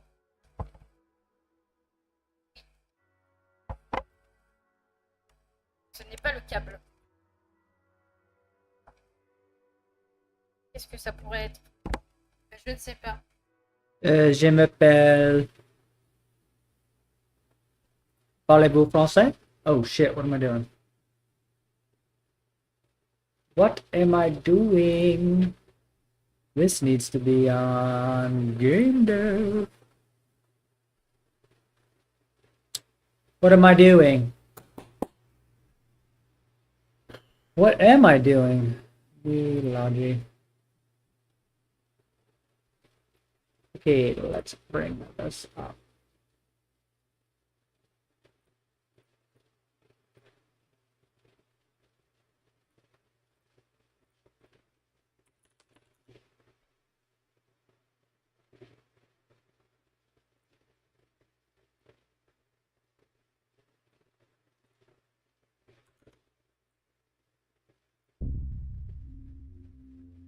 So we're going to create a fire function, and we're going to associate this function with our left mouse button. And here you can see that I'm drawing debug spheres at the tip of our turret barrel just to prove that this action mapping is working. Whenever I click the left mouse button, something is happening. Hey, welcome back. In this video, we're going to talk about creating a fire function, or a function we can use for when we want to spawn our projectiles. So we're going to create a fire function, and we're going to bind it to an action mapping. Now, we've been using axis mappings. An action mapping is similar. Let's talk about it. Now, here's a section of a screenshot of the fire action mapping that we have in our project settings. You'll see that we have the left mouse button assigned to the fire action mapping. Now, an action mapping is very much like an axis mapping. You can assign a key or a button to it, and just like an axis mapping, it requires a function that can be bound to the action mapping. Now, axis mappings fire off every single frame of the game. They're like the tick function, and the float value passed in changes depending on which buttons are being pressed. Action mappings are slightly different. A callback function bound to an action mapping takes no input parameters, and all that happens is when you press the button, the function gets called. What goes on inside of the function is up to us as the developer. Now, action mappings are one-offs. They don't happen every frame. They only happen once when you press the button. So if you release the button and press it again, the function will be called once more. Now, when we bound functions to the axis mappings, we used bind axis. For action mappings, we use a function called bind action, and it takes inputs similar to bind axis. It takes the name of the action mapping. What's going on here, huh? Baseball? No. Tank. Turn rate, category movement.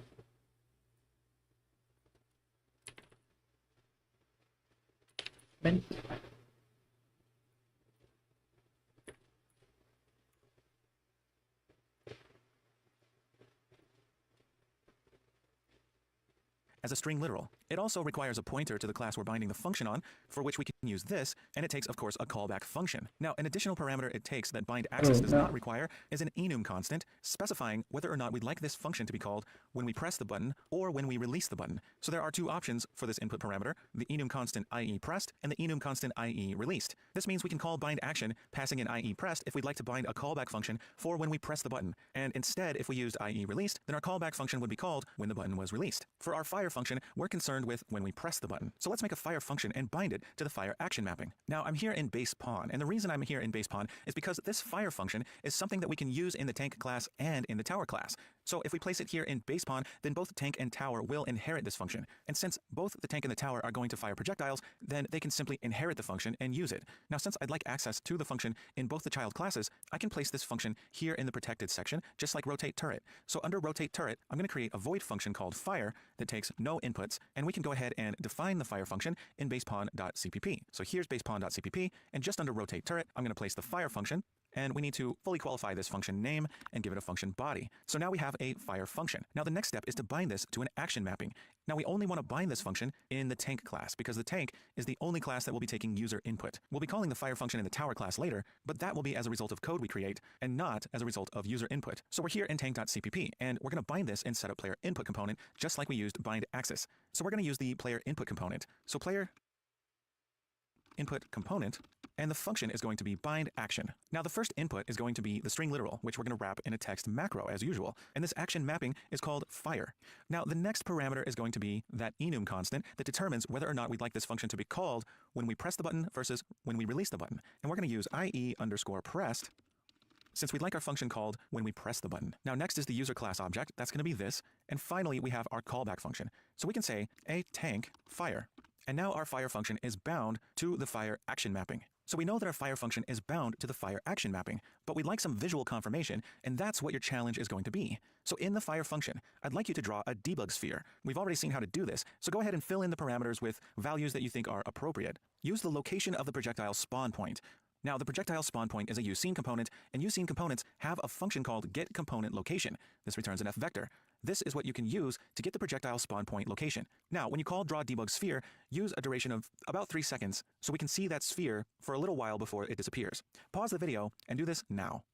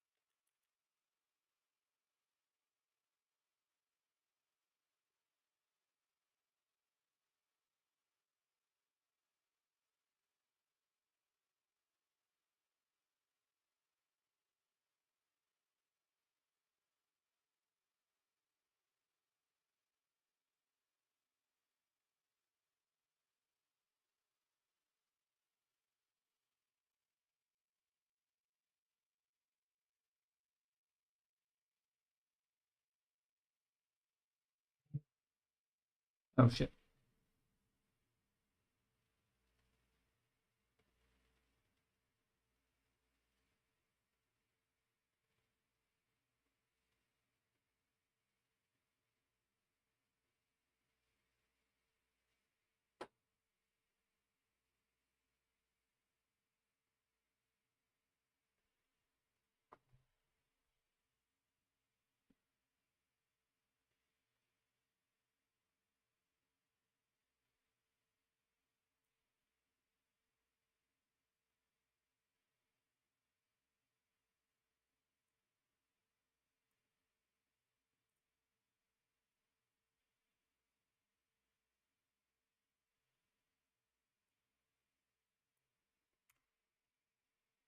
Right? The colors projectile spawn point. Yep.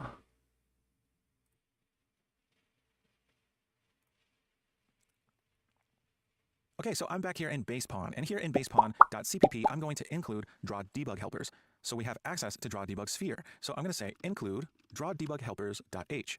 And now down here in the fire function, we can draw.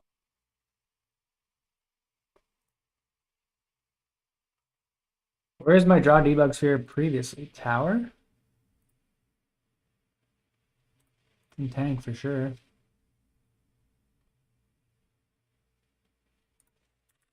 Have access to draw debug sphere. So I'm going to say include draw debug helpers.h.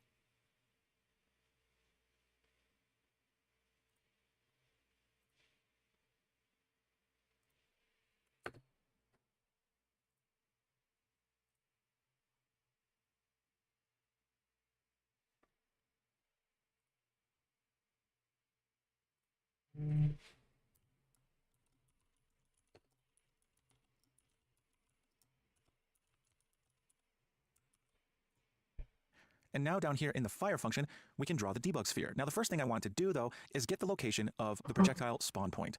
Now I can create a local F vector for this, and I can call this projectile spawn point location. And I can initialize it using the projectile spawn point and calling get component location. So now I have the location of the projectile spawn point, and this is what I can use when calling draw debug sphere. So I'm going to call draw debug sphere. And for the first input, we need the world, and we know that we can get the world using getWorld. Next, we need the center of the sphere. That's going to be our projectile spawn point location. So that will be what I pass in as the second parameter. And next, we need the radius of the sphere. Now, I'm going to have a small sphere. I'll give it a radius of, say, 25.f. For the number of segments, I'm just going to use 12. And for the color, I can use fcolor, red. Now, for draw persistent lines, we're going to have our lines hang around for 3 seconds. So we can make this false because we don't want them to persist forever. We're going to give this debug sphere a lifetime of 3.f. So let's go ahead and compile this now. And I'm going to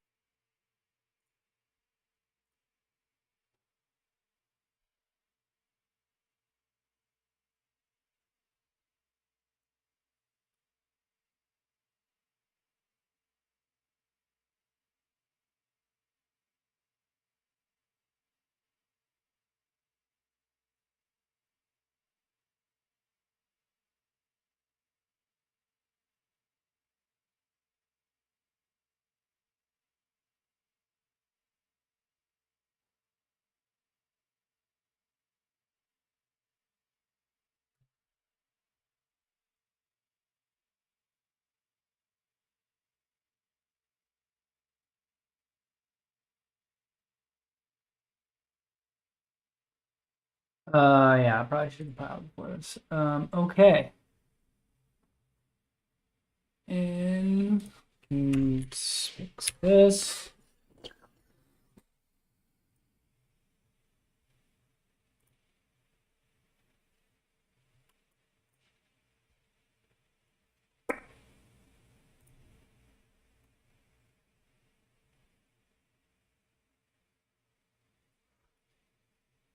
Where's fire?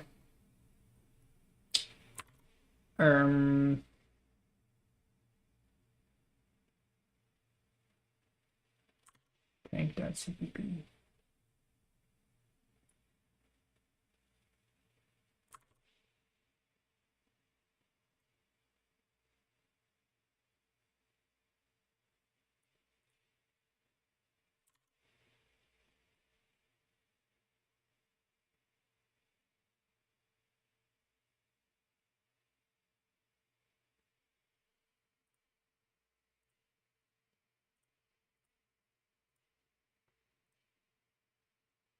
Ah, action.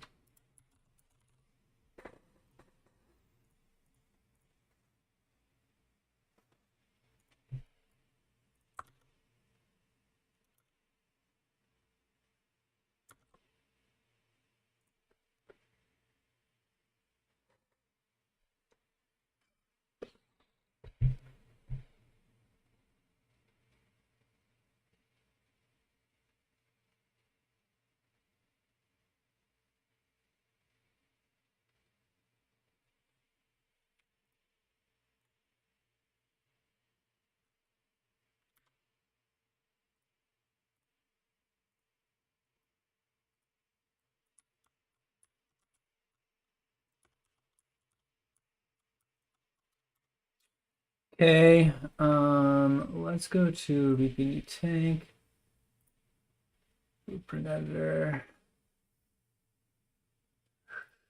Changa, projectile spawn point. You should be over here. Perspective. Right.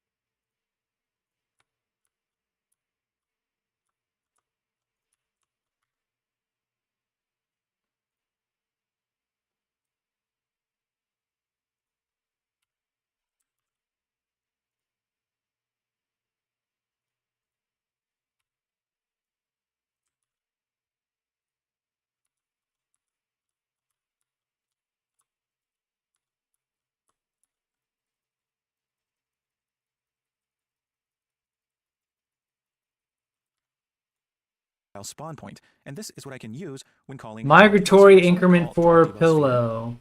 Best viewers on streamblue.cc. And we know no. Using get world. How about no? The center of the sphere, that's going to be our projectile spawn point location.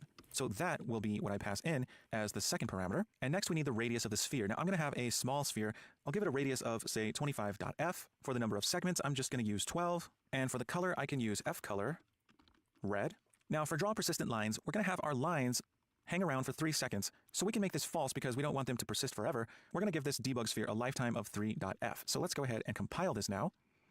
And I'm going to hit play and click, and now we can see our debug sphere. And of course, it goes away after 3 seconds. Now this is good confirmation that our action mapping is working, and it's also giving us verification of the location of the projectile spawn point. So once we actually start spawning projectiles, we know that they will spawn at the correct location as indicated by the debug sphere. So this is great. So in this video, we created a fire function, and we bound it to the fire action mapping. And to prove that it was working, we drew a debug sphere at the projectile spawn point whenever we click the left mouse button. So we have a fire function, we're almost ready to start spawning projectiles, and we've also placed this function in the base pawn class, so that way our tower can also use it. So in the next video, we're going to discuss how our tower is going to use this function. I'll see you soon. Cool, next video. Timers. Sleeping.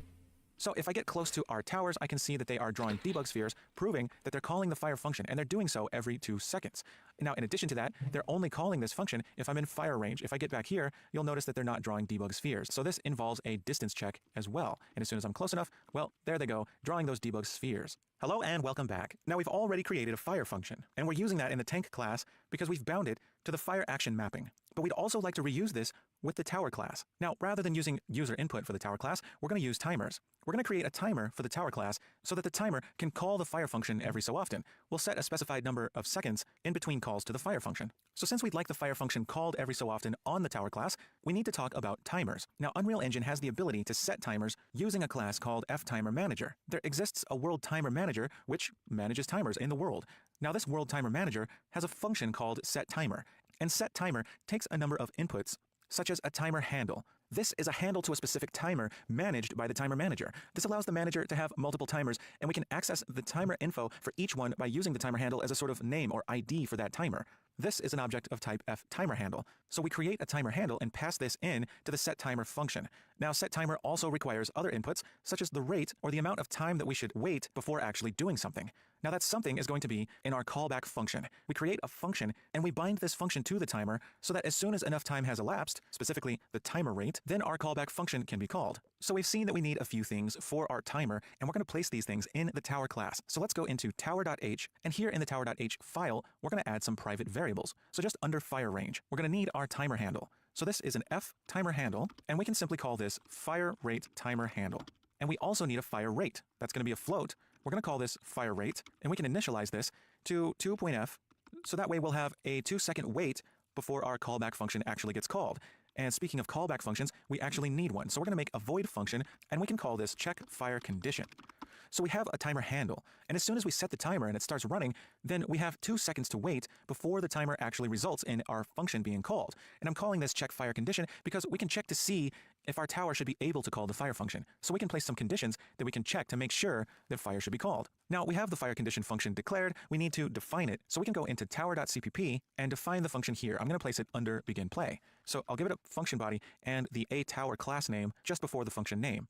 So now we have a function, but we actually need to set the timer so that that time will start running and the function will be called at the end of that time. And we can set the timer here in begin play so that it starts running from the beginning of the game. So we mentioned the world timer manager, and we can access that with a function called get world timer manager. Now get world timer manager returns an fTimer manager object, and since we're using that type, we're going to need to include the header file for fTimer manager. So here is the include. It's simply timermanager.h, and we can also see some of the functions that belong to this class. So scroll through these if you're interested in all of the different functions that belong to fTimer manager.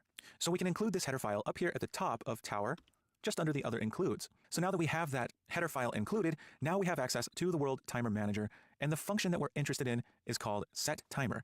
Now get world timer manager simply returns an fTimer manager. It doesn't return a pointer, so we're going to use the dot instead of the arrow, and we're going to call setTimer.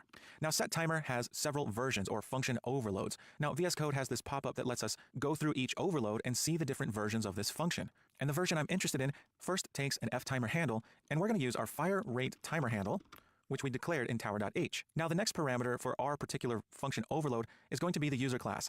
Just like in bind access and bind action, this is the class that we're working in, which we're binding the function for. That's going to be this. Now next is going to be the callback function. That's going to be our aTower check fire condition, that function that we just created. Now we do need the address of operator because setTimer takes the function address. Now the next parameter is a float for the rate. This is going to be how much time should pass before our callback gets called.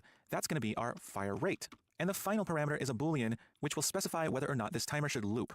Now I would like our callback function called every 2 seconds, so I do want this timer to loop. So I'm going to say true. If we were to pass in false, then 2 seconds would pass, our function would be called, and that would be it. But since we set it to loop, our function will be called after 2 seconds, after which the timer will restart, and then after 2 more seconds, the function will be called again, and it will continue looping until the game is over. So we now have a function bound to our timer, and it's set to be called every 2 seconds. So we've bound a function to our timer, and it's going to be called every 2 seconds. But we'd like some sort of proof or confirmation. No chat, only game. Yes, I am following a tutorial.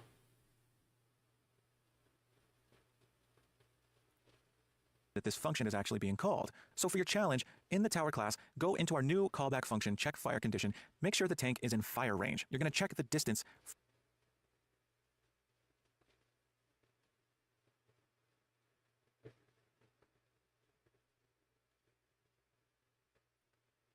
from the tower to the tank, and we know how to do this because we're already doing this in the tick function. So you may need to look in the tick function and see how this is done to remind yourself. Now check that distance, make sure we're in fire range, and then if we are, call the fire function. Pause the video and implement this now.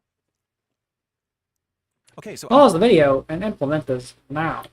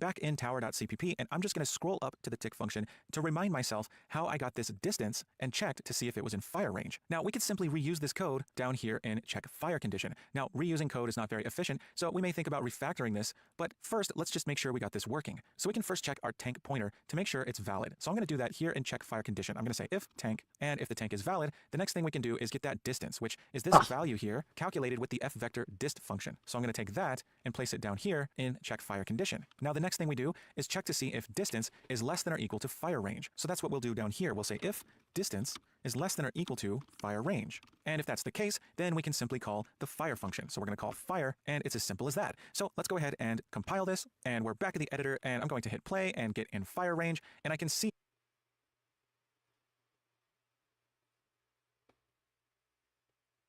Compile.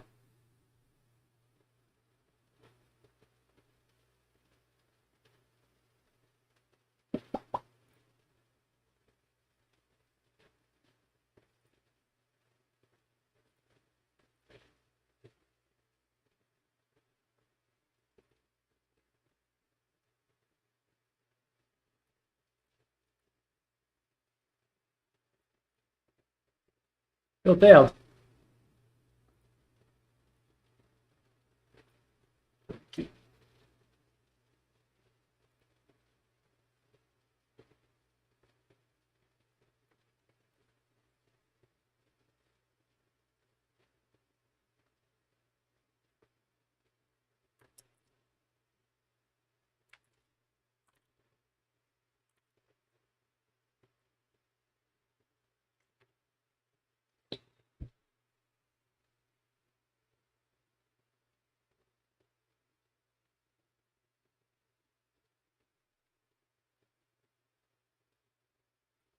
Oh, we're graded, baby.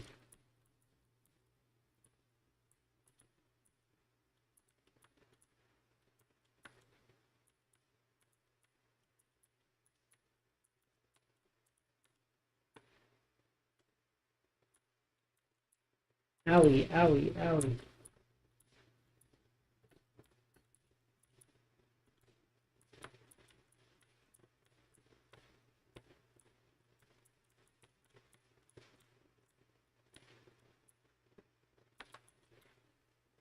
I would like this spring arm.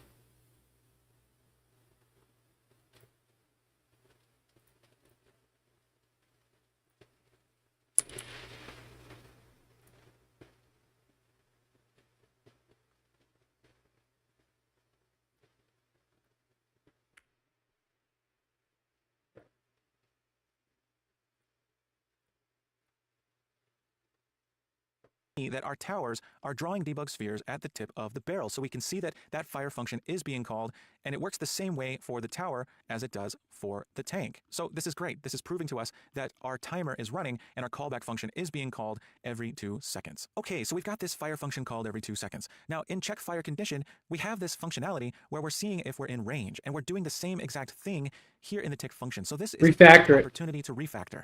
We could create some sort of function that will return us a Boolean if we're in range with the tank. So why don't we go ahead and just quickly refactor this into a bool returning function. So here in tower.h, let's create a private function. It's going to return bool, and we're going to say in fire range. Now this is a simple game, and our tower is only going to be in range with the tank. So this is not ambiguous because there's nothing else that the tower would ever want to check to see if it's in range of. Now if this were a more complicated game with other things that the tower would want to check the distance for, then we might name this a little bit differently, but we can just simply call this in fire range. And what I'm going to do is implement this here in tower. So let's go ahead and create the function body. We're going to need that a tower prefixing the function name. And what we're going to do here is basically the same distance check.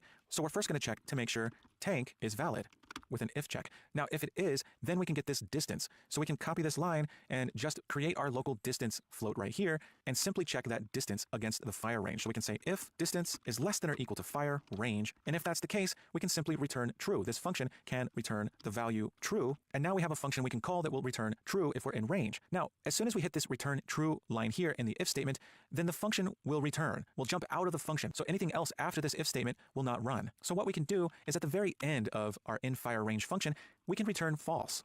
because if we ever reach the return true, we will never actually get to the return false line down here. We'll simply exit from the function early. But if we're not in range, if this distance check here fails, then we'll never hit the return true, and we'll reach the end of the function and return false. So this function will return true or false based on whether or not we're in range. And we can use this instead of using repeated code in our two functions. So up here in tick, for example, we only need a single check to see if we're in range before we rotate the turret. So what we can do is we can say if in fire range, and if this returns true, we are in fire range. So we can call rotate turret. So we'll put that right there in the if statement. And now all of this code is unnecessary. So we can simply delete it. And now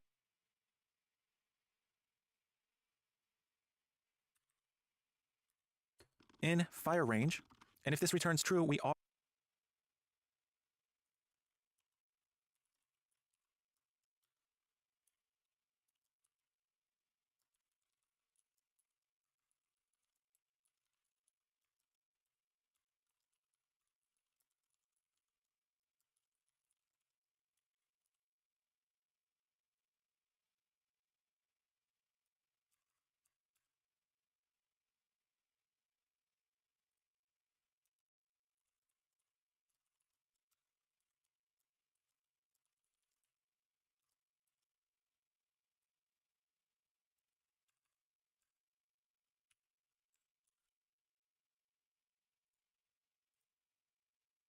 Compile, compile, compile, compile, compile, compile.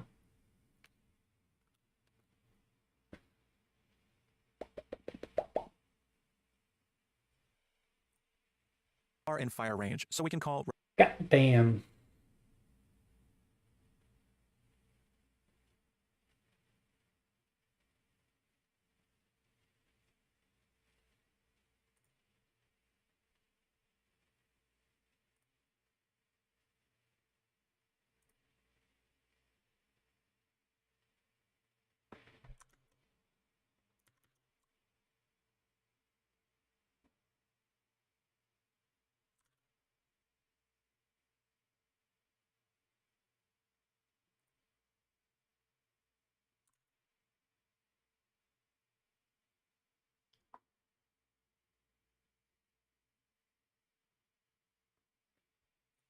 rotate turret. So we'll put that right there in the if statement. Oh, duh.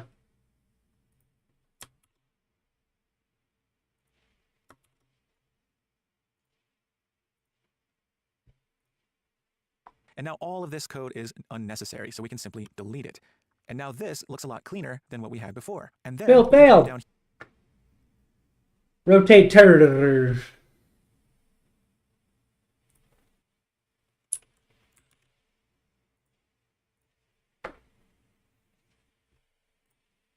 here into check fire condition and do the same thing. Instead of all this, we can simply check. Bruh.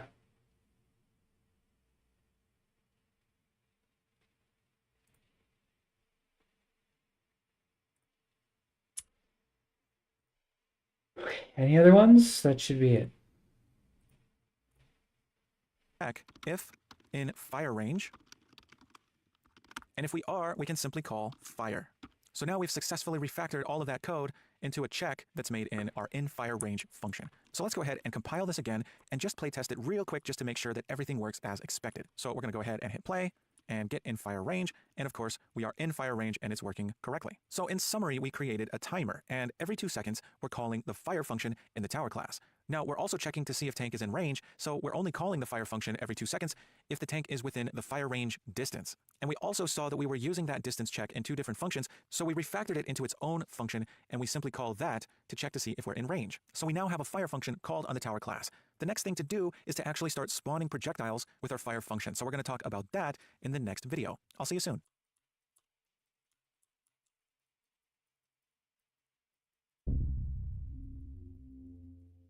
Hello and welcome back. Now we're ready to create a projectile class. Now our tanks and our towers need to fire projectiles, which means we're going to need a C++ class for the projectile. Now the projectile is going to need its own static mesh so that we can see the projectile once we spawn it in the world. So we're going to create the C++ class, and then we'll create a blueprint based on this class. And this is going to be a challenge for you, since these are all things that you already know how to do. So you're going to create a new C++ class and choose the correct parent class. Now, the projectile doesn't need to handle any user input, so that should tell you right there that this is not going to be a pawn. Now, once you've done this, add a static mesh variable, just like we've done for our other classes. Construct it in the constructor using create default subobject and set the static mesh as the root component. Now, once you're done, go ahead and create a blueprint based on this projectile class. And in the blueprint, set the static mesh property for the static mesh component. Pause the video and Pause the video. Choose the correct parent class. Let's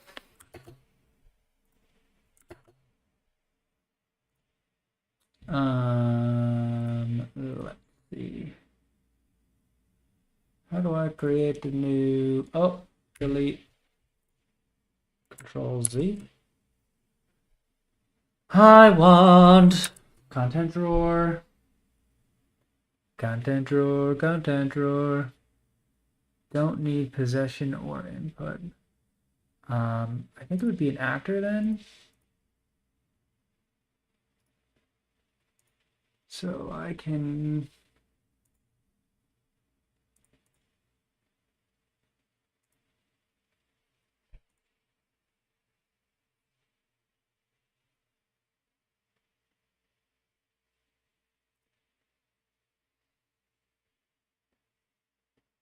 I completely forget how to make new C++ classes. Tools, here we go. New C++ class, bang.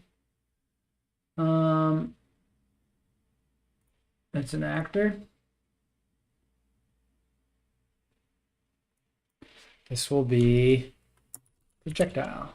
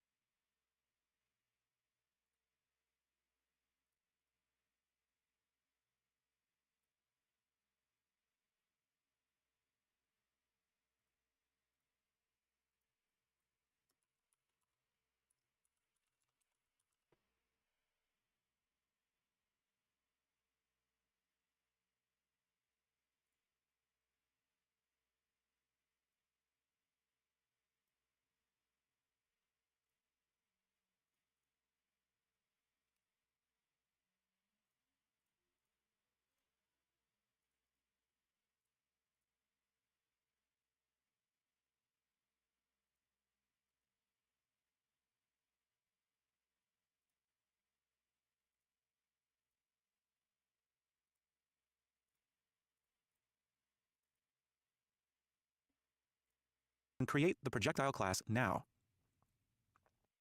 Okay, so we're ready to create the projectile C++ class. So I'm going to go to File, New C++ class, and because we don't need user input, this is just going to be a basic actor. An actor can be placed in the world or spawned in the world, and we're going to be spawning these in the world, so we need to derive from the actor class.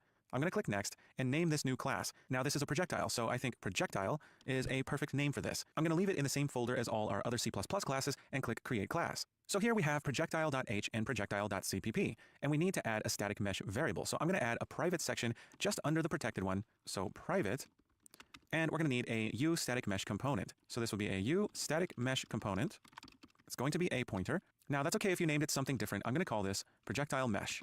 Now we're going to expose this using uProperty. So uProperty, and I'd like to be able to edit this from the default blueprint. So I think edit defaults only is appropriate for this.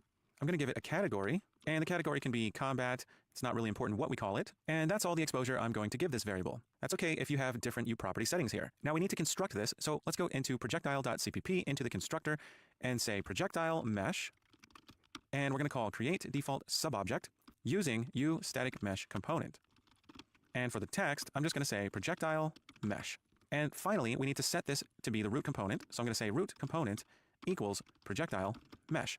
And I'm going to spell it correctly there. Okay, so that takes care of the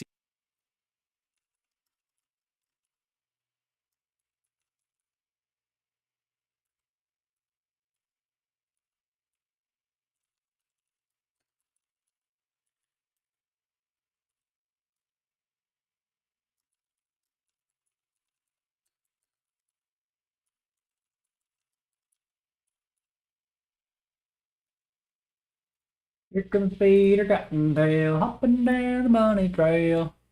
++ side of things. Now, you may not have thought of this, but we have this primary actor tick, b can never tick equals true, and because our projectile doesn't really need Failure! You're failure!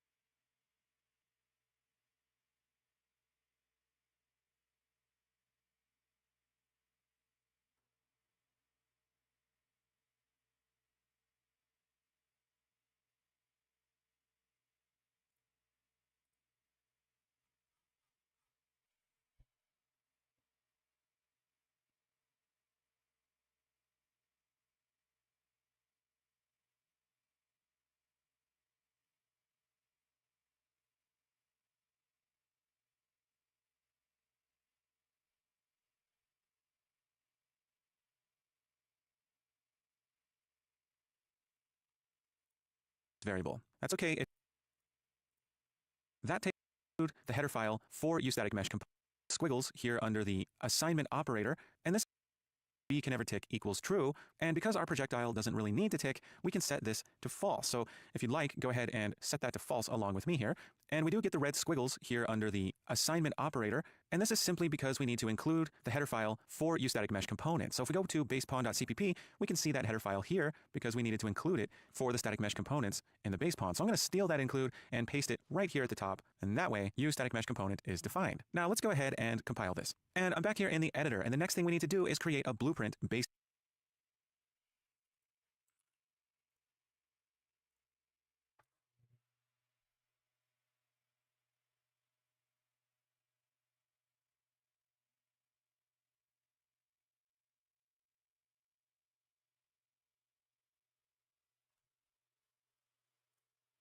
on projectile. Now I'm going to go into the blueprints folder, and we have a pawns folder. I'd like to create a new folder and call this actors because our projectile is not a pawn, so it doesn't really need to go into the pawns folder. So we have a new actors folder.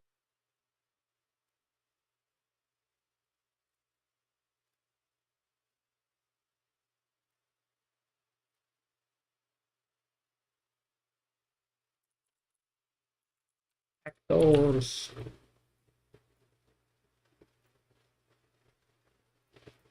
I'm going to go into it, and this time I can right-click and select Blueprint class. And here we can select the class to base this blueprint on. If we click the drop-down next to all classes, then we can search for projectile. And there is the projectile class. So I'm going to select that, click select, and now we have a new blueprint based on the projectile class. So that's another way to create a blueprint based on one of our C++ classes. Now I'm going to call this BP_projectile, and I'm going to double click to open up BP projectile, and I'll click open full blueprint editor. If you see that, go ahead and click on it, and we have our blueprint, and here's projectile mesh. And by default, it doesn't have its static mesh property set, so we're going to set that, and I'm going to choose the SM projectile. I'm sure that is what you selected for your projectile. Makes sense. So we have a projectile. Excellent. I'm going to compile and save this, close out of it, and click Save All, just to make sure everything is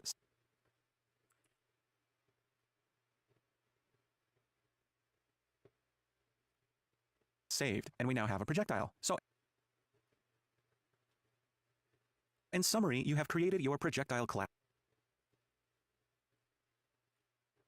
and you created a blueprint based on projectile and gave it a uStaticMesh component variable, and in the blueprint you set its static mesh, so now we have a projectile to work with. We're ready to start spawning these things, and we're going to take care of that in the next video. I'll see you soon.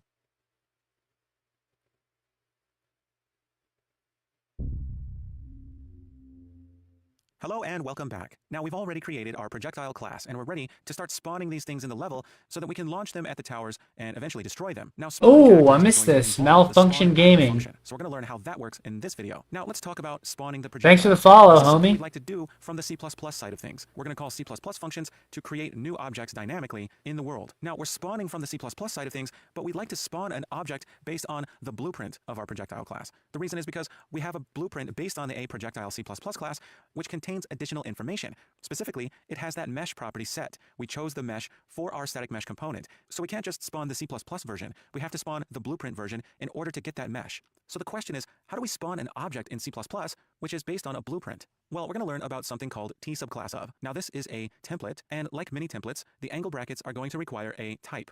So using T-subclass of requires a type parameter, and this allows us to have a variable that stores something called a uClass. uClass represents a class type, but it also has the ability to interact with Unreal Engine's reflection system. When I say reflection, I mean exchanging information between the C++ and the blueprint side. T-subclass of, as the name suggests, allows us to store a variable that represents a class based on the type we're passing in, or a subclass of this chosen type. This means we can choose a type, and T-subclass of can hold a uClass that represents that type, or any type derived from it, and this includes blueprints based on the type. So let's see how this T-subclass of thing works. Okay, so I'm back here in base pawn, and the reason I'm in base pawn is because we want this projectile to be on both the tank and the tower classes. Both of those classes are going to be spawning projectiles. So I'd like a T-subclass of variable here. So I'm going to say T-subclass of, and in the angle brackets we need to pass in a type. Now we can forward declare even inside angle brackets like this, and I'm going to make the type a projectile. And the reason is because we created the projectile class, and its type is a projectile. So I'm going to create this variable, and I'm going to call it projectile class. Now this is going to allow us to have a C++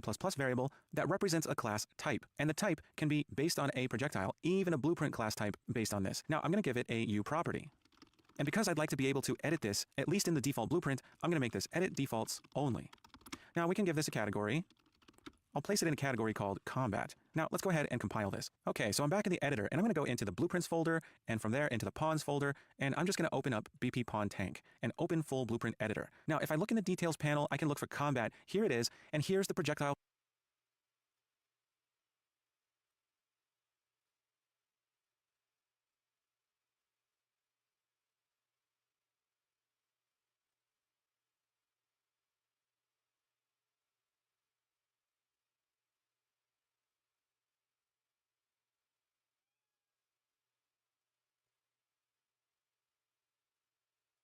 Kitty cat.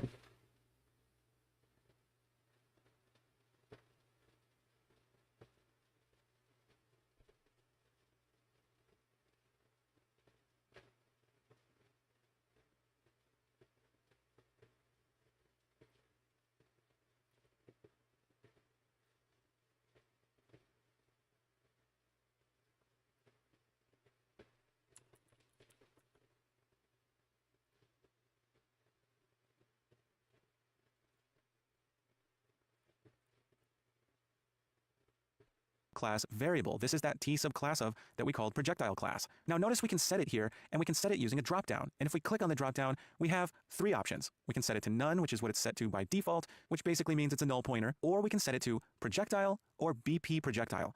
That's what T-subclass of allows us to do, is set this projectile class to a particular type based on projectile, since that's the type we chose when we made the variable. Now projectile here, this is the C++ class called projectile. In C++ it's a projectile, but BP projectile is a blueprint based on the C++ projectile class. And we can choose this, and now projectile class is set to the BP projectile type. Now this is not a component, and it's not a BP projectile object. That's not what it is. It stores a type, more specifically a uClass type, and like I said, uClass has built-in functionality that allows reflection to work work between C++ and blueprints, information can flow between C++ and blueprints. So now we have projectile class, a T subclass of, set to the BP projectile blueprint type. So why go through all the trouble to create a T subclass of variable? Well, we need to discuss how the spawn actor function works. Spawn actor is a function belonging to the uWorld class. So if we get a hold of the world, we can call spawn actor. And spawn actor is another template function, and it's designed to create new objects, similar to create default subobject.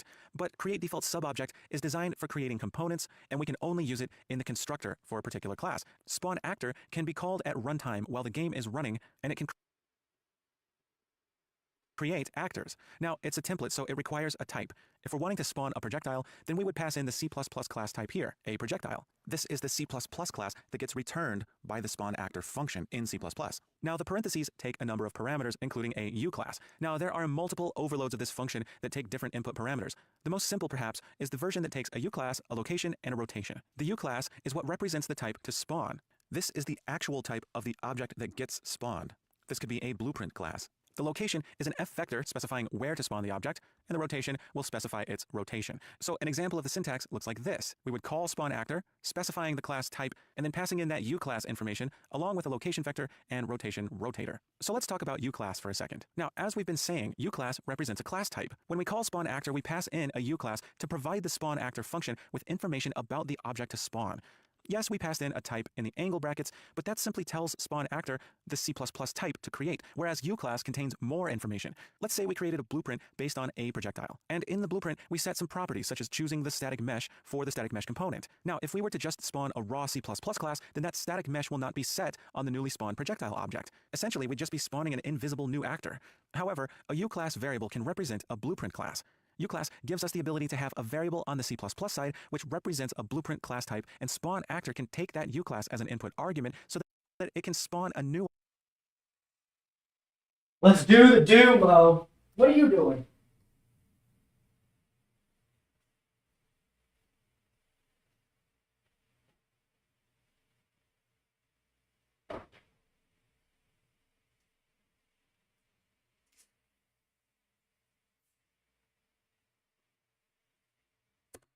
Object based on the blueprint represented by that U class. So a new projectile will have its static mesh property set because we're spawning a new object based on the blueprint and not the raw C++ class. This is why we created our T subclass of, because it can store a U class, and we were able to set it equal to BP projectile from our BP pawn tank blueprint. So now you know how to spawn actors. Spawn actor belongs to the uWorld class, so if you call getWorld and simply call spawn actor, then you know the input requirements for this function. You pass in the C++ type in the angle brackets, and the U class, a location, and a rotation in the parentheses. So for your challenge, you're going to spawn the projectile. Do this in the fire function. So call getWorld spawn actor, and pass in a projectile in the angle brackets. This means you're going to need to include the header file for projectile, so don't forget that, and use our new variable projectile class as the U class input parameter in the parentheses. Now, we need a location and a rotation. You're going to use the projectile spawn point for both location and rotation. From the projectile spawn point component, you can call getComponentLocation and getComponentRotation to access these values. So pause the video and call spawn actor in the fire function now. Okay, so let's go into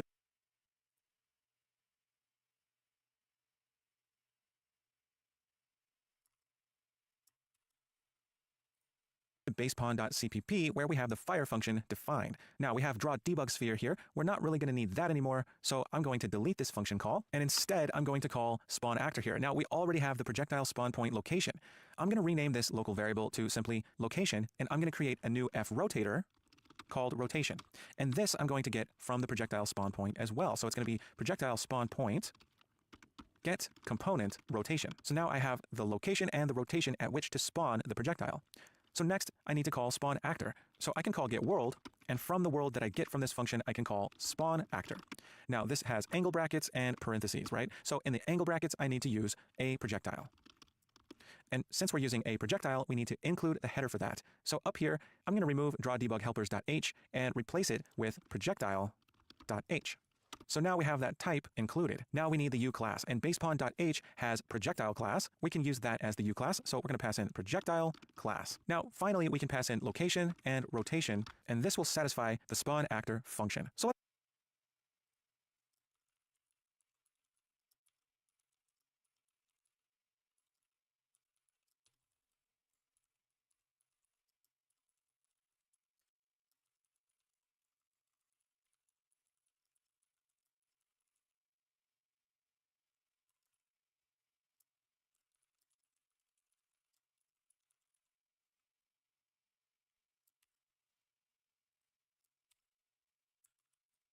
Let's go ahead and compile this.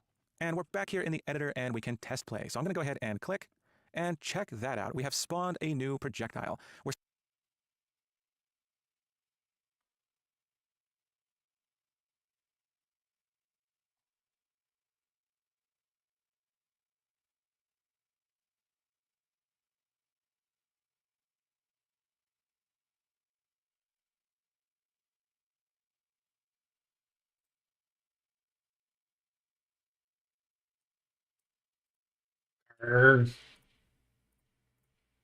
spawning the projectile at the tip of our barrel, and they kind of just hover there in the air, which doesn't really look right, but that's okay. This is step one. We first have to spawn the projectile. Getting it to act like a projectile is the next step. So in summary, we are now spawning projectiles. This is a great milestone. However, they're not quite projectiles yet. They just hover there, and projectiles are supposed to fly through the air. So in the next video, we're going to talk about how to make our projectiles actually fly through the air so they're acting like projectiles. I'll see you soon.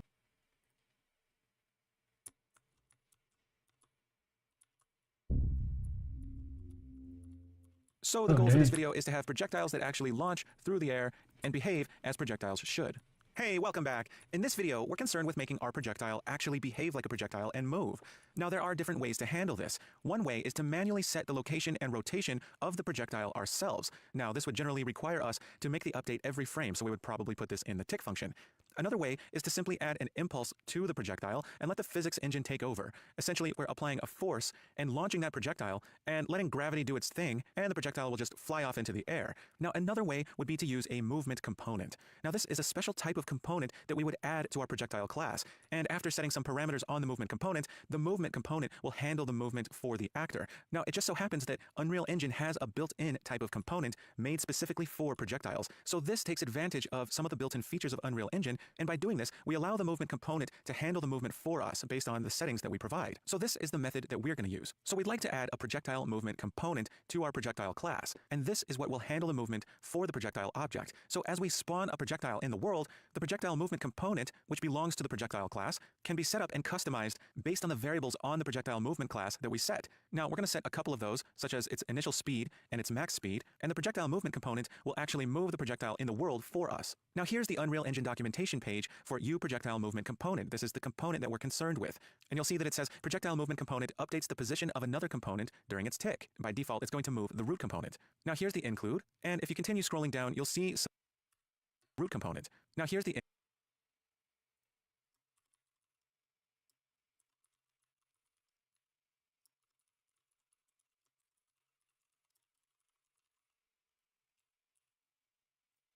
include, and if you continue scrolling down, you'll see some of the variables that can be set on the movement component. So scroll through this and take a look and see what the options are. Now, we add a projectile movement component to our class the same way we would add any other component, which means you already know how to do this. So your challenge is to go into the projectile class and add a projectile movement component pointer variable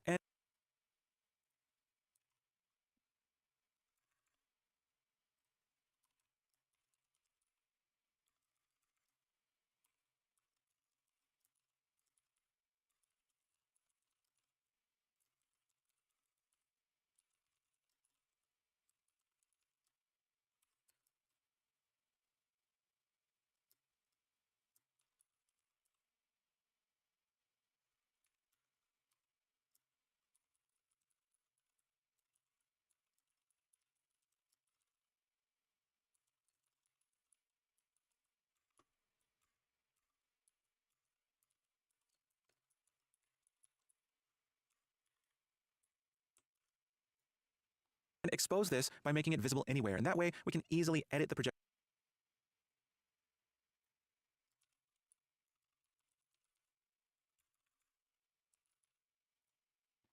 movement component from within blueprints. Now, you're going to construct it in the projectile constructor using create default subobject.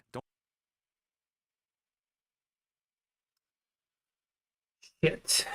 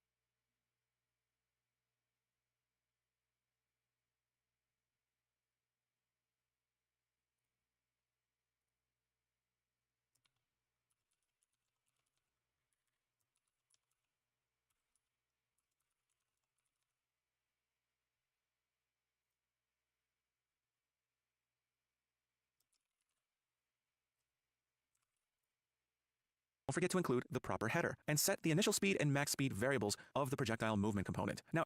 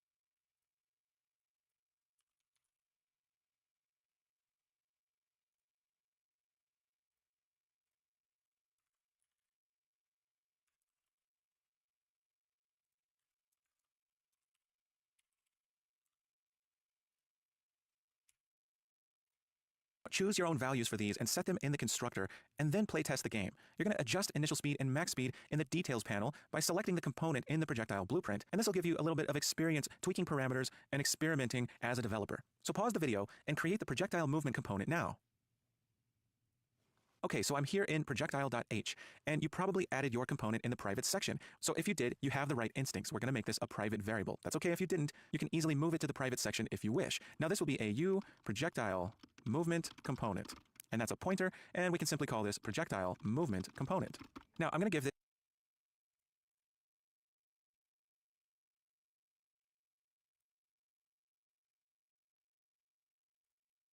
this a u property, and simply make this visible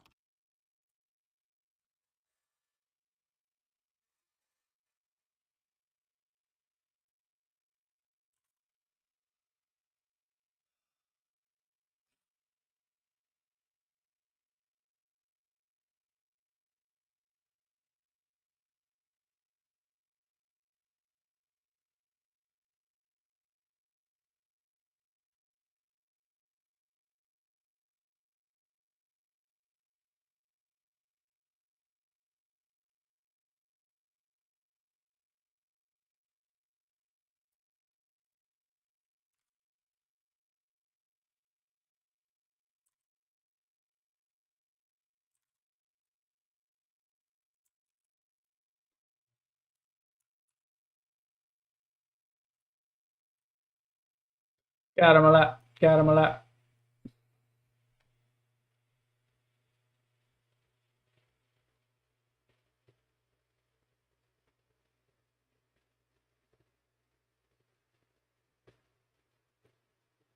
anywhere.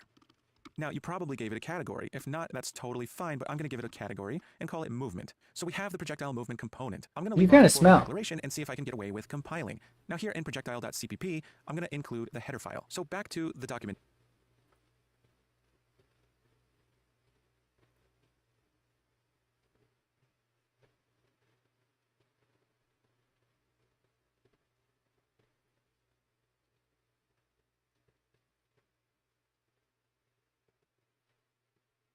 You can't sit there.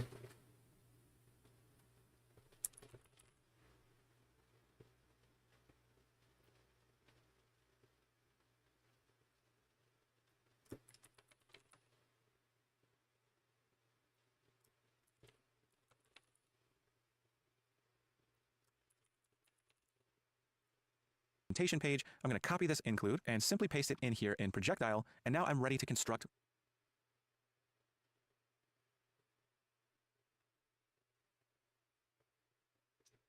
my component. So I'm going to say projectile movement component, and I'm going to use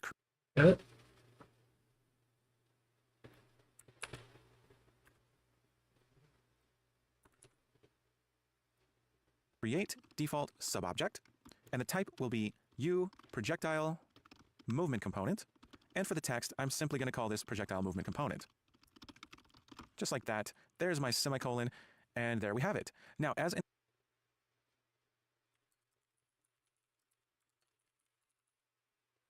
instructed, we're going to set projectile movement component max speed, and I'm going to give this an initial speed of, say, 1300.f. This is something that we will experiment with, and through playtesting, we'll adjust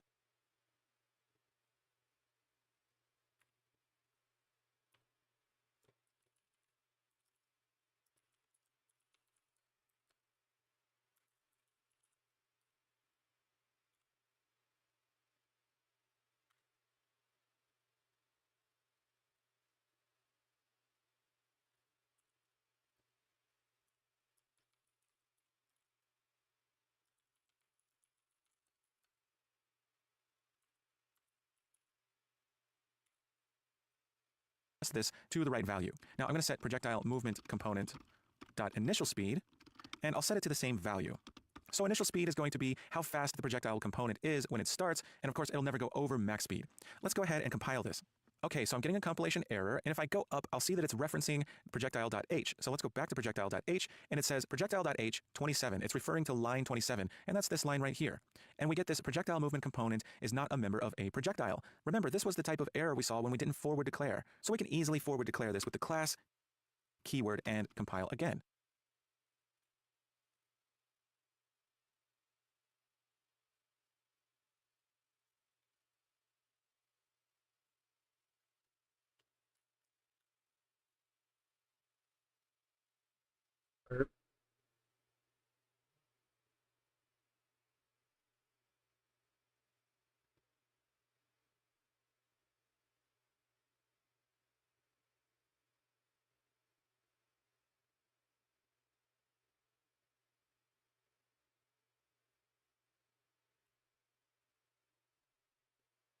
Telltale. Telltale.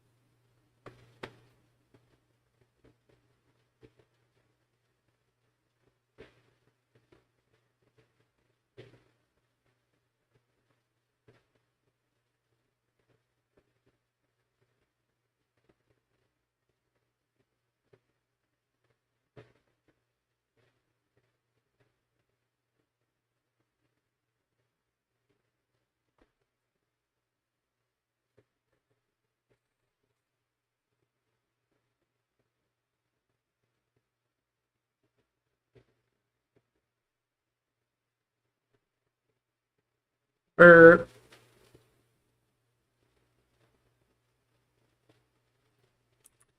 projectile. And we get this projectile movement component is not a member of a projectile. Remember this. Yeah, why am I building in here? Let's shut this. Shut it down.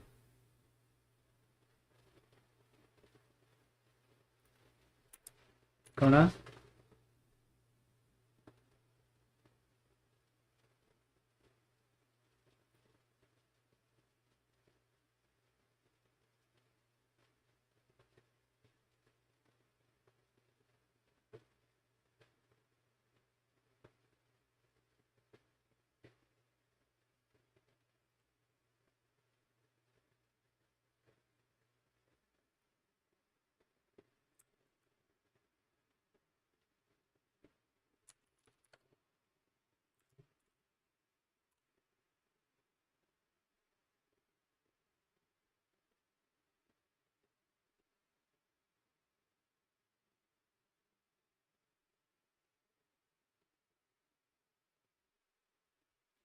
Gotta This was the type sneeze. of error we saw when we didn't forward declare. So we can easily forward declare this with the class, keyword, and compile again. And we get a successful compile. So again, this is how we can learn whether or not a particular component is included by default, and we saw that this one is not. So with a successful compile, let's hop back in the editor. Okay, so I'm back in the editor, and I'm going to go into blueprints and actors, and here is BP projectile. So here in BP projectile, now I see that projectile movement, of course they don't. And the reason is because we have that T subclass of variable. So if you're wondering why the turrets weren't actually spawning projectiles, you may not have set that. So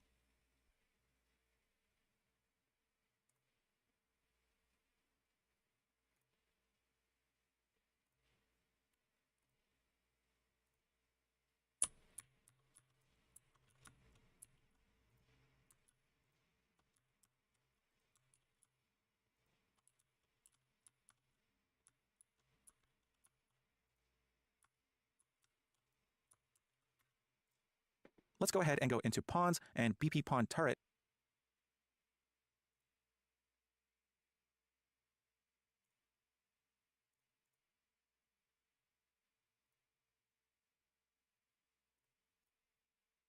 And open full blueprint editor, and we placed the projectile class in the combat section. This is our T subclass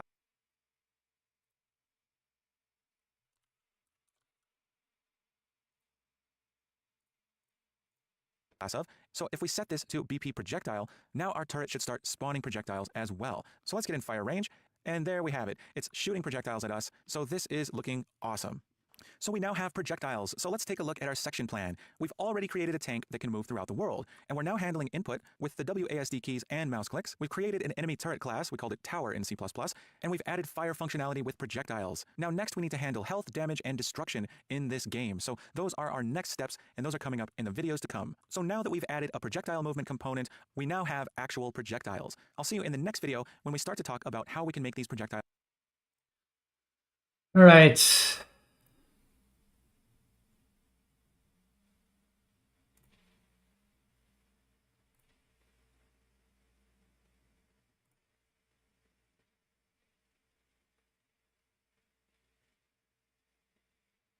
Stream elements finally kind of delayed there, bud.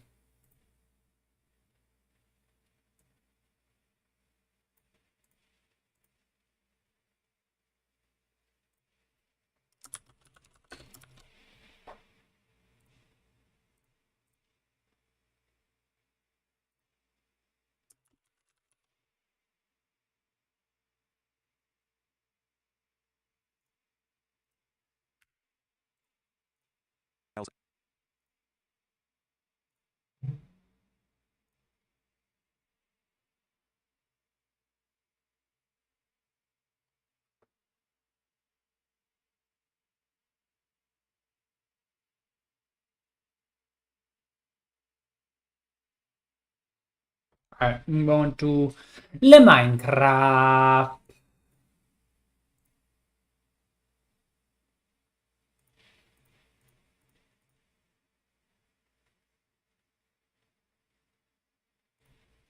To blueprints and actors, and here is BP projectile.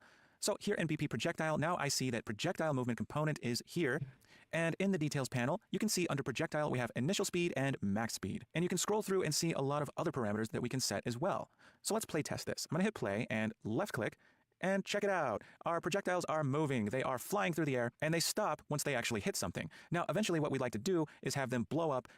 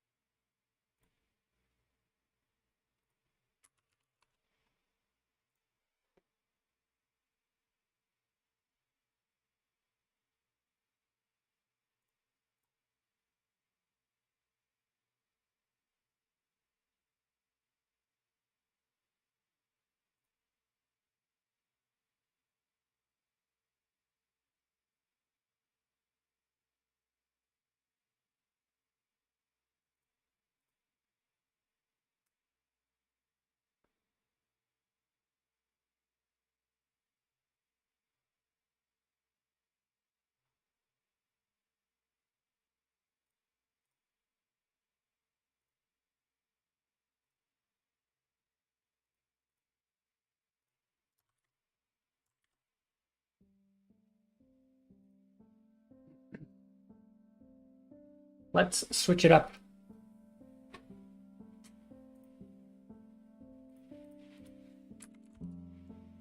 Minecraft.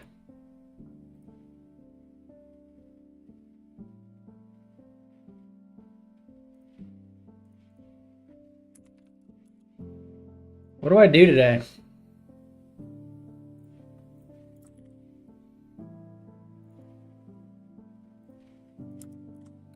What do I want to do?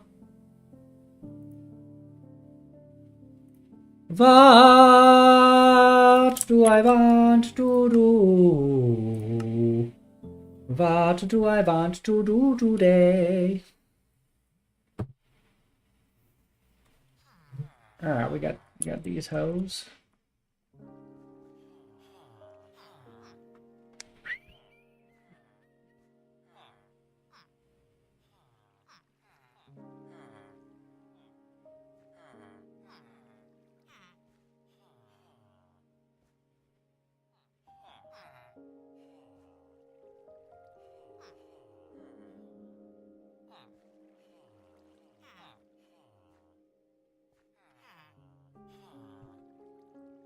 Grow up.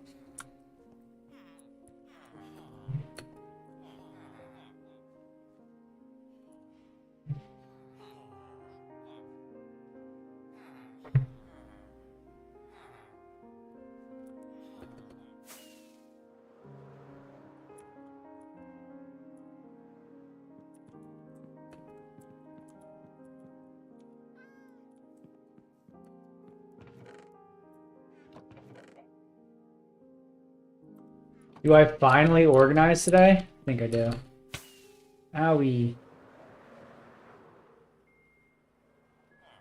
Should I go to the end and get some... I think we do some housekeeping.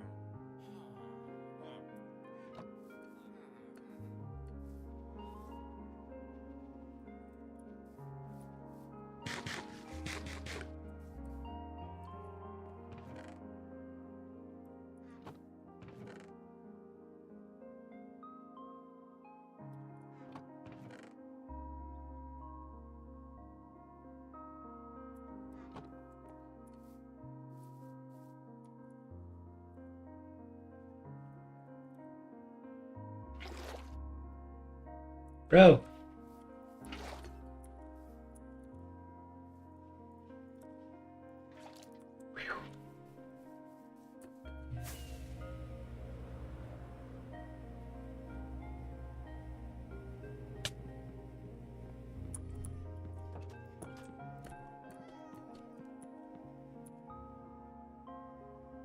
Got any torches?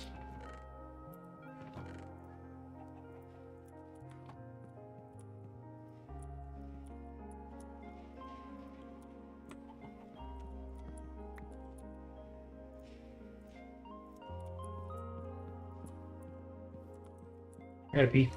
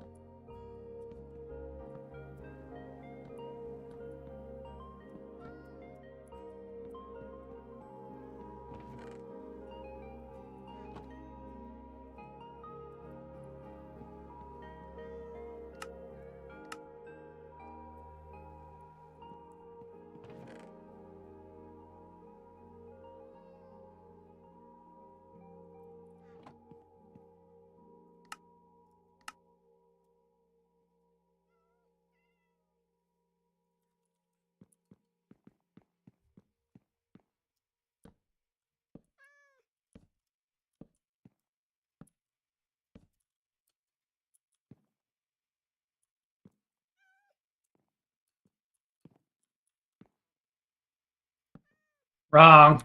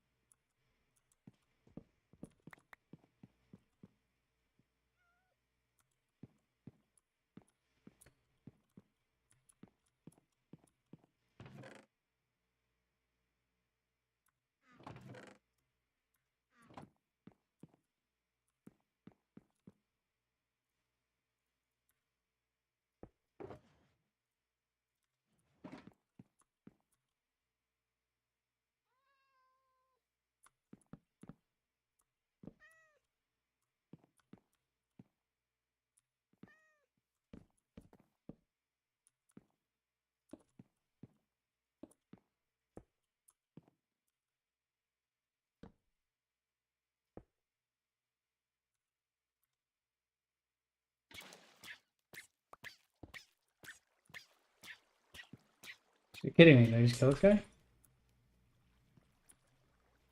Why did that happen?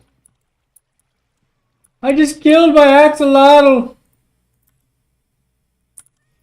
Oh well. Sorry, bud.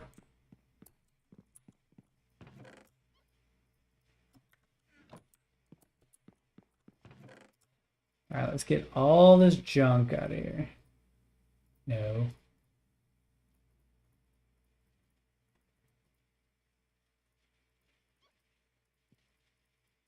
Wait! He's alive!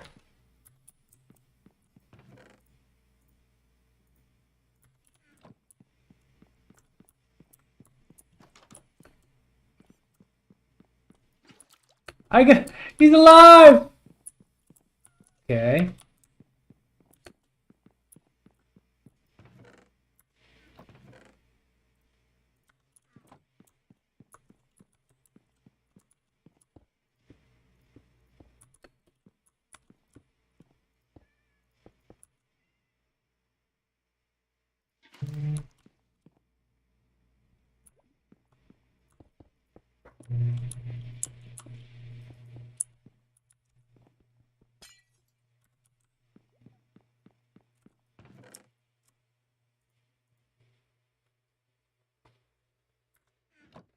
What am I missing here?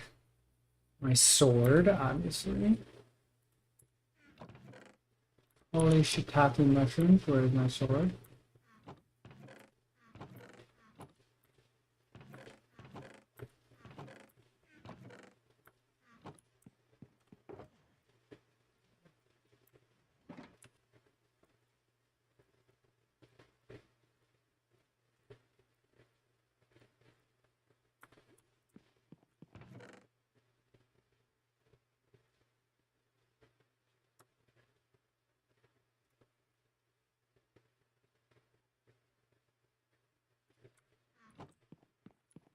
What the fuck are you doing in here? Shitballs.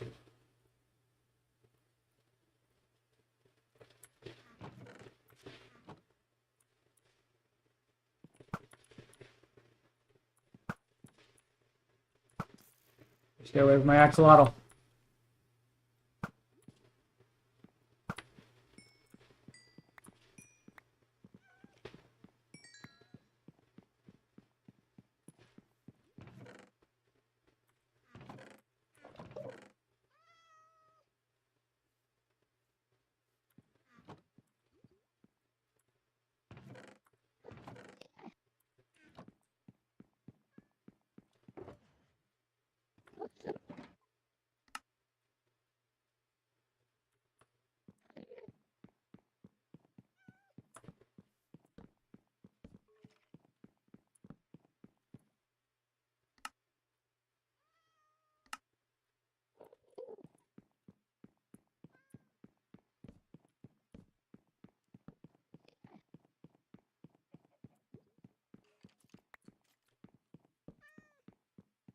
Jesus Christ, why isn't anyone in here?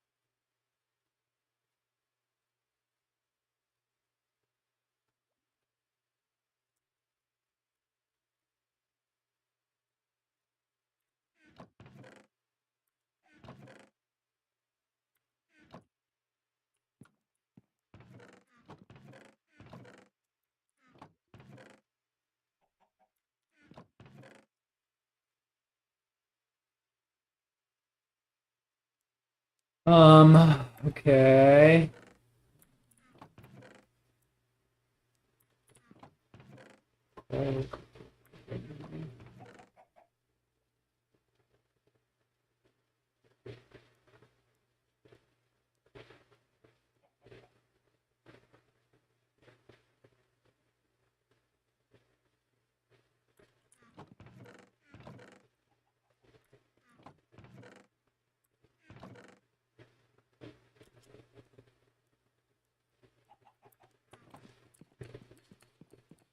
I have an anvil on me.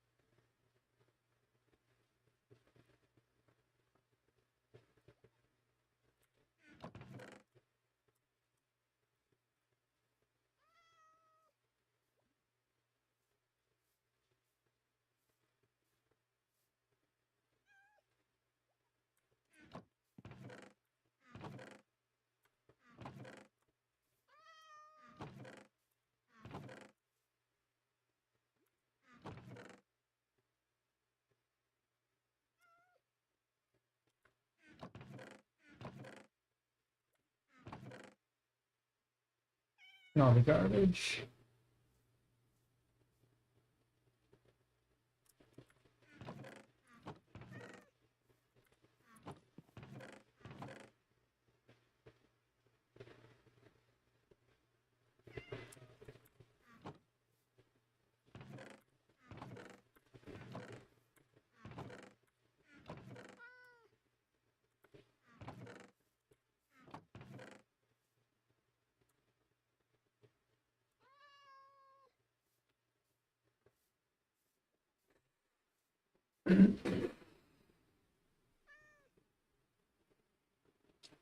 Um,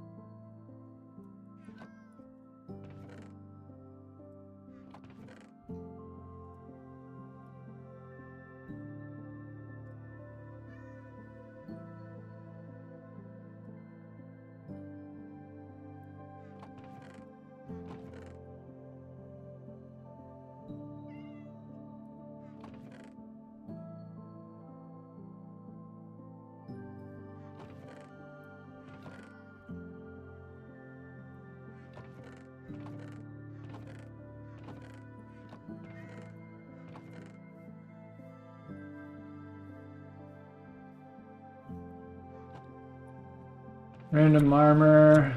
Get all these.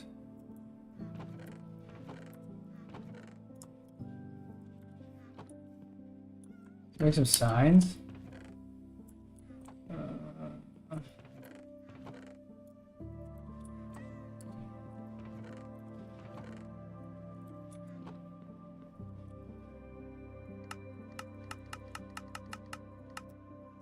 Oh, that's too many. Damn it.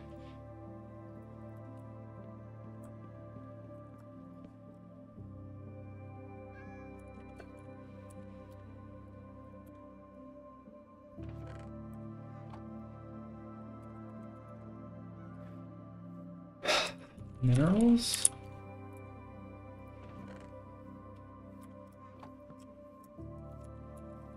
Random.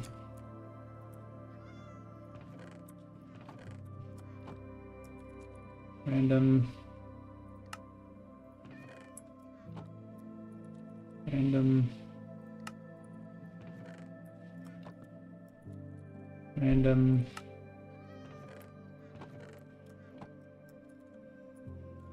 Random. Beds. Books.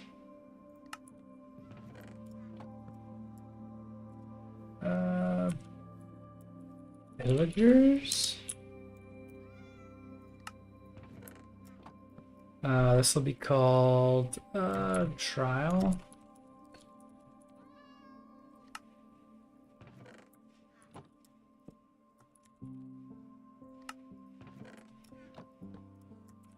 Gear.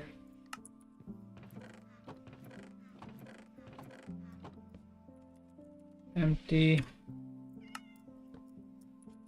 Empty. Empty. Empty.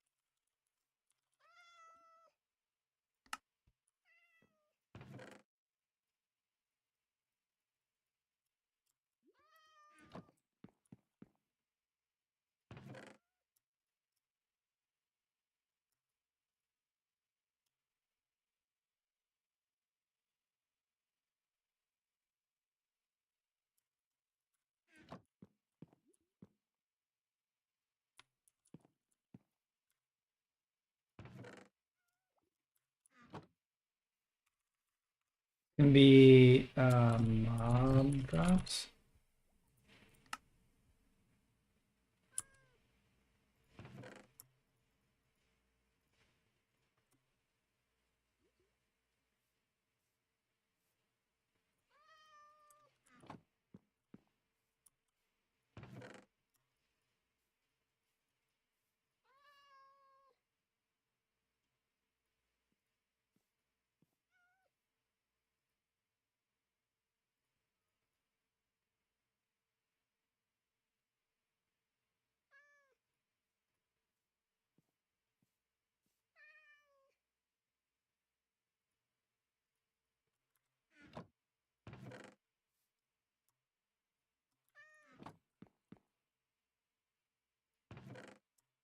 Why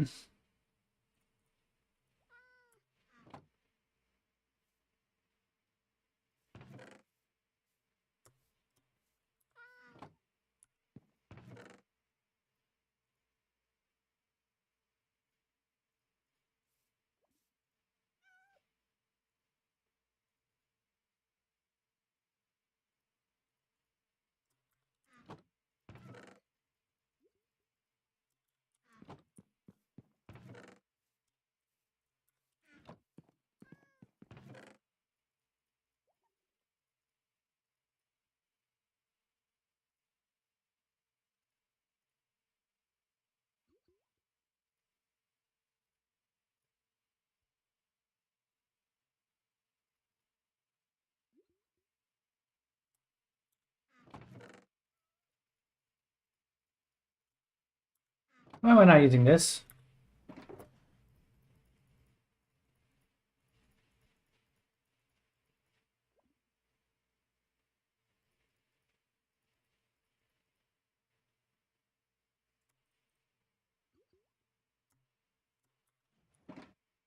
Just toss this egg.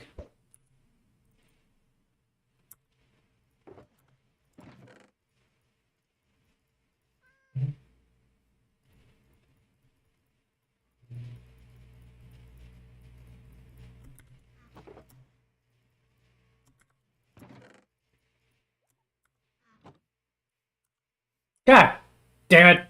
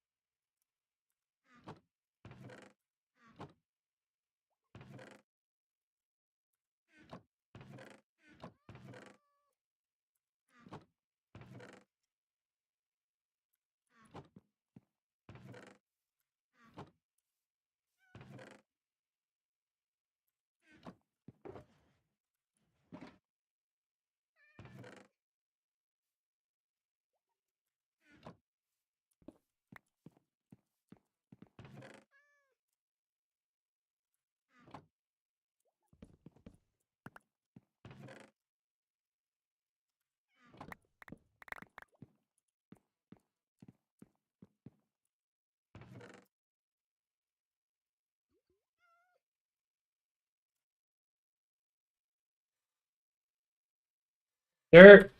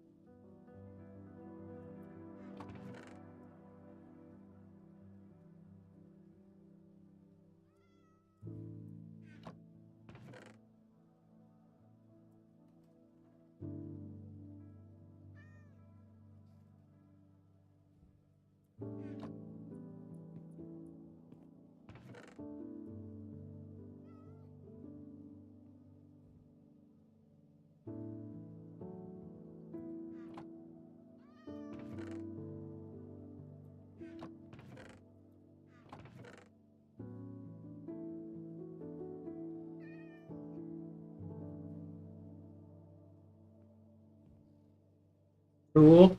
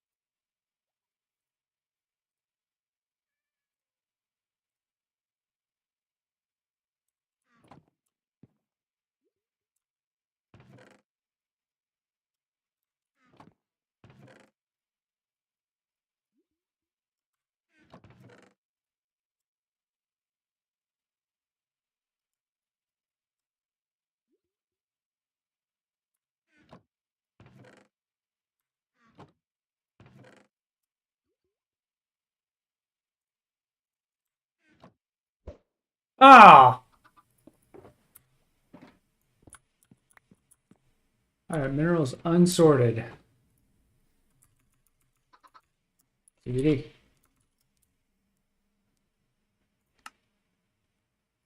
Random, pretty random.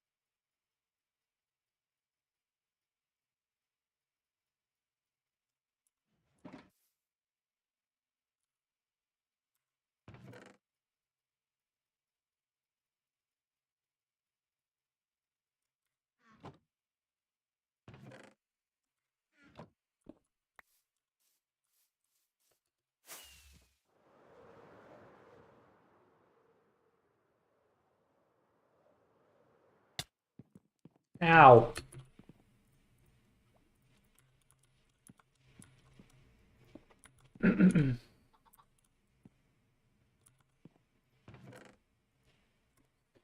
Craft Ted. None of that. We got some minerals here. Mineral. Glowstone dust. I don't know what that is. That mob drop. Feather could be a crafting item.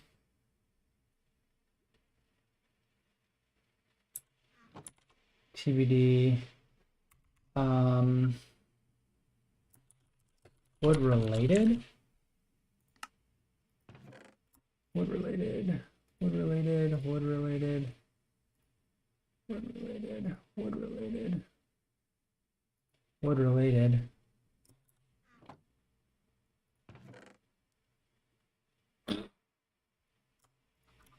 There.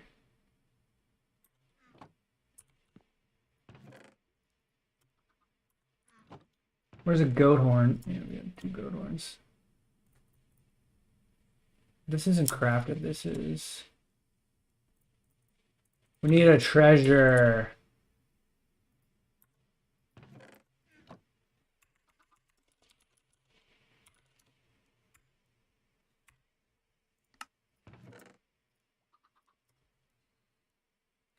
This isn't treasure. This isn't treasure.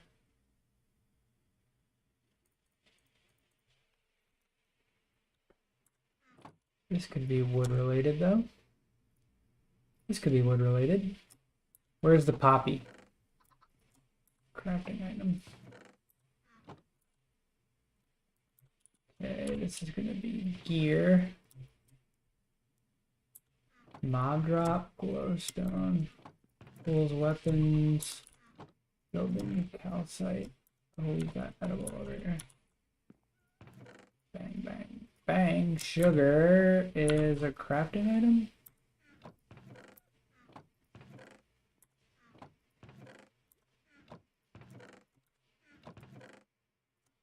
Sugar should be edible.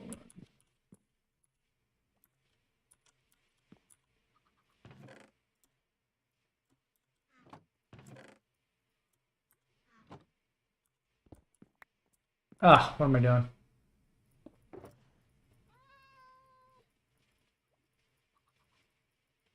And I need another.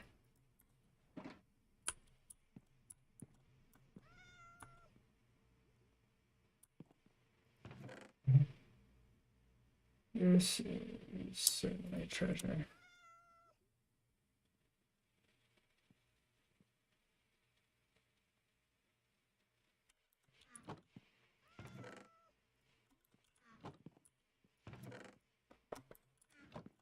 Ooh, this will be in minerals.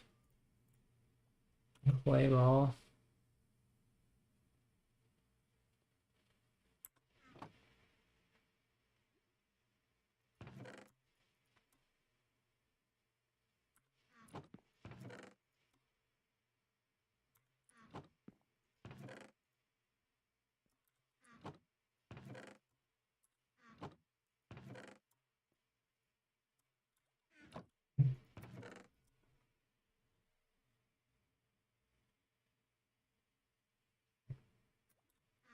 Dear Lord.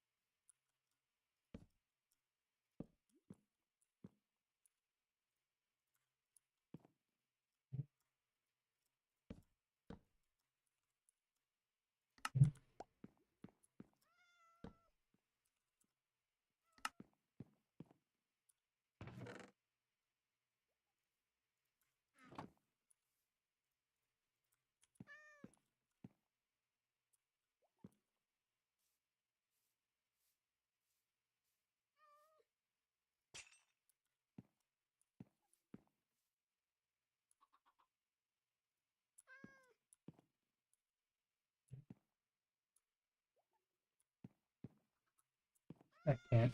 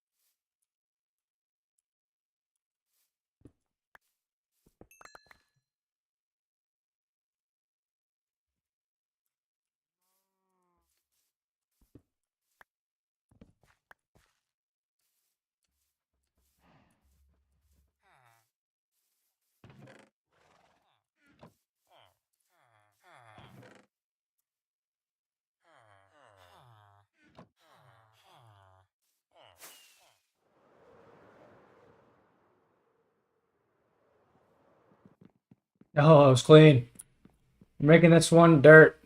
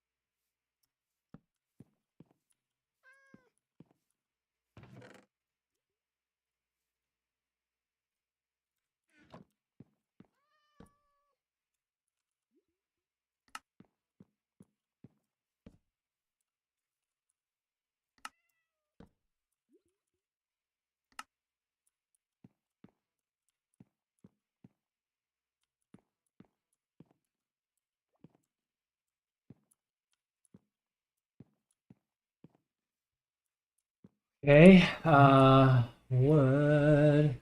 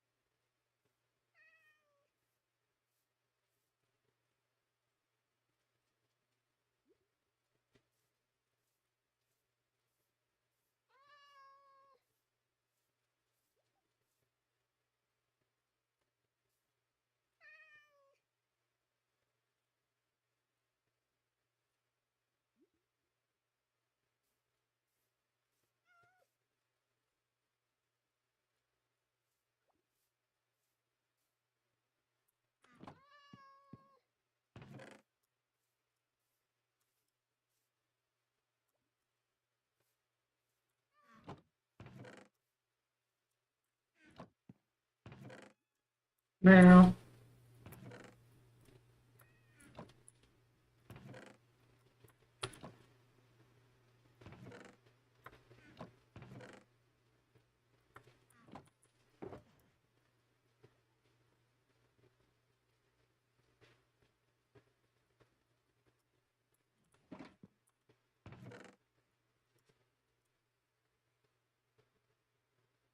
White is very popular. Yes. Epic Lazuli, a new one. Play ball. I don't know where the play is. For sure. Wood related. Crafting item.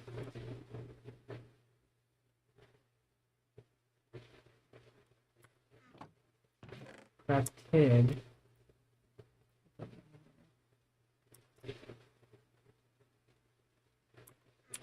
Edible. It's not. But, oh, this is gonna go.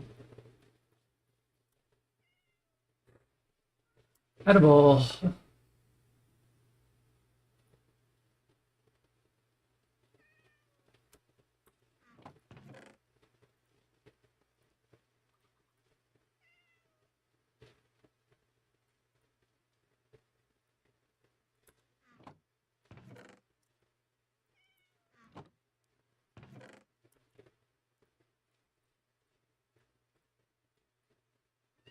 Yes, ma'am.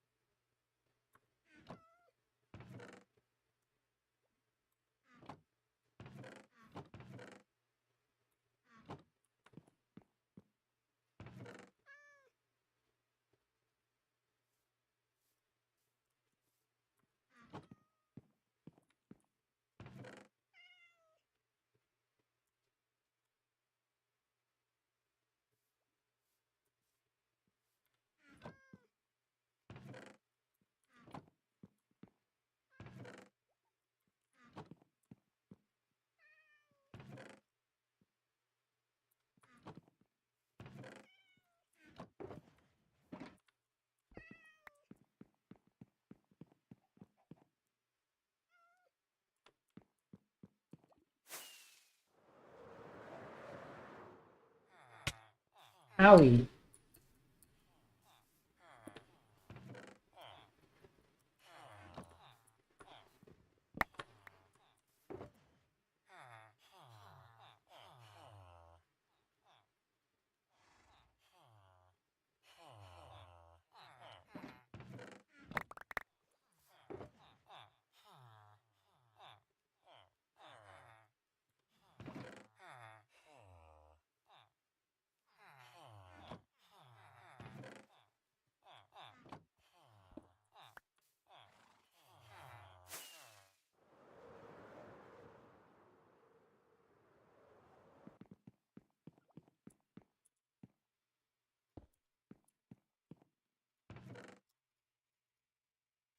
Oh my goodness.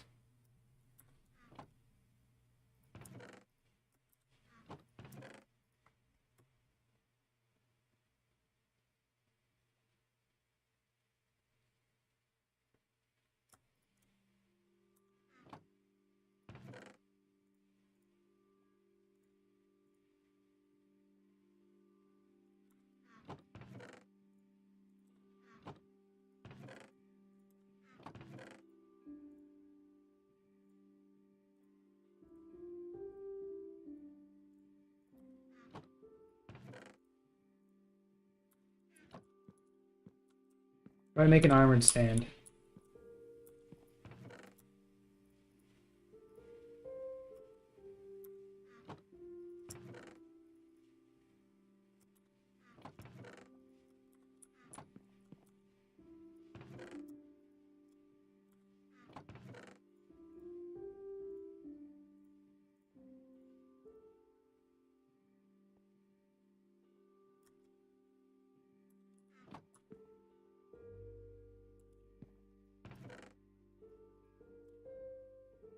What is bamboo?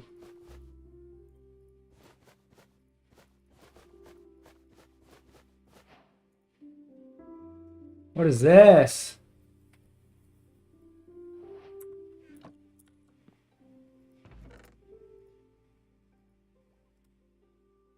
Dun, dun, dun.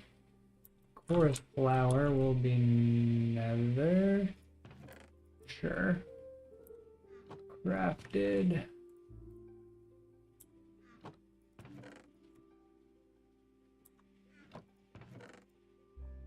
Compass. Minerals. Crafted. You can't stack those? You know that's treasure. Nope.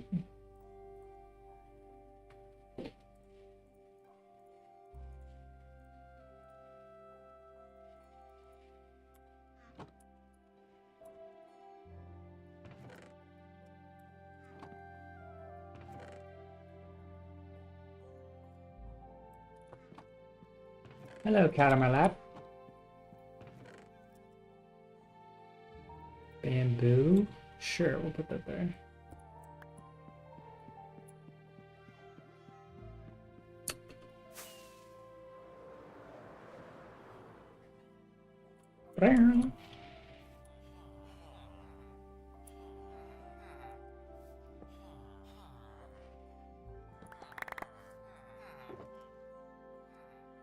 I didn't empty the shulker!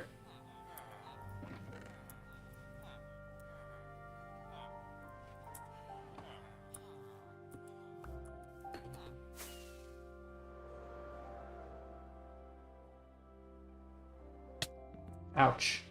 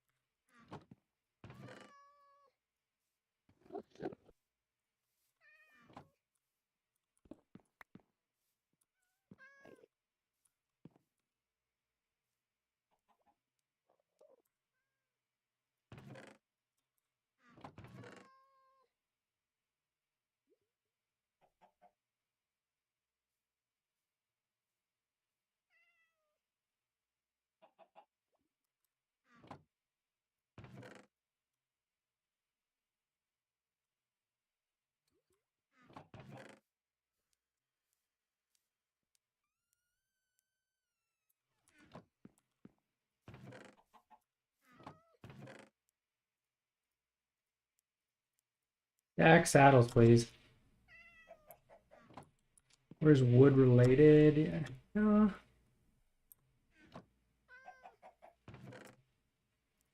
Another.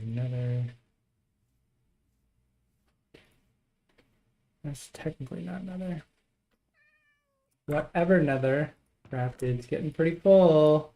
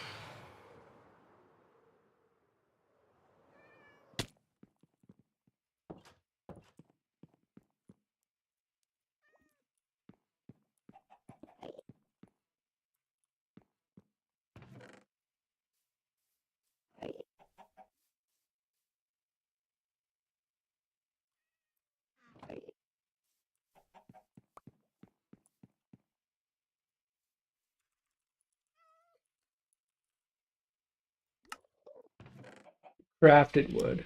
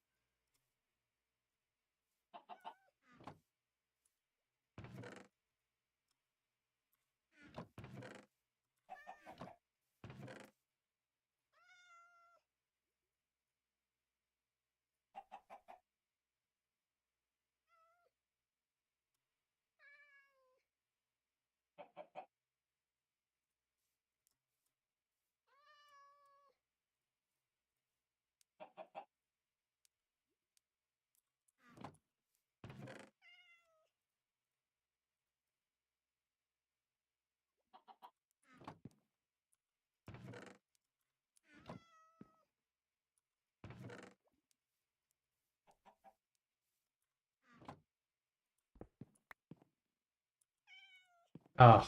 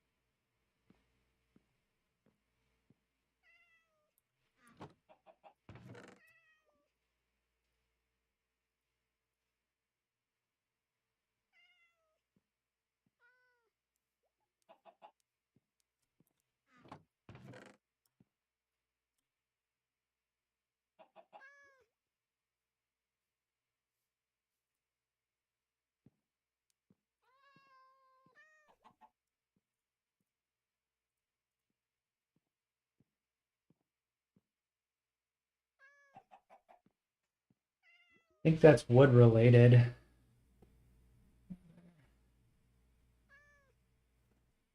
Buried treasure map will be literal treasure.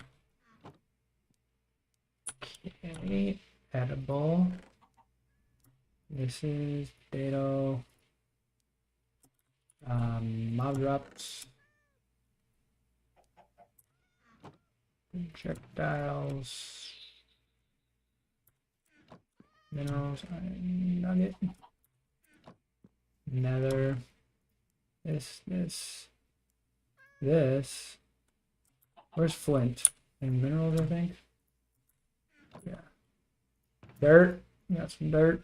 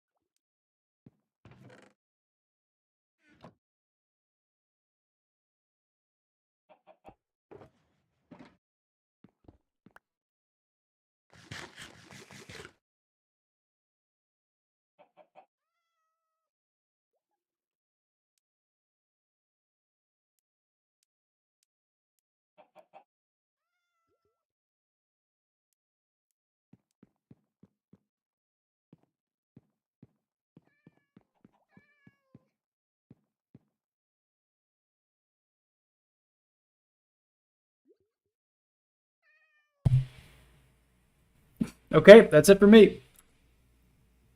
Peace out, y'all.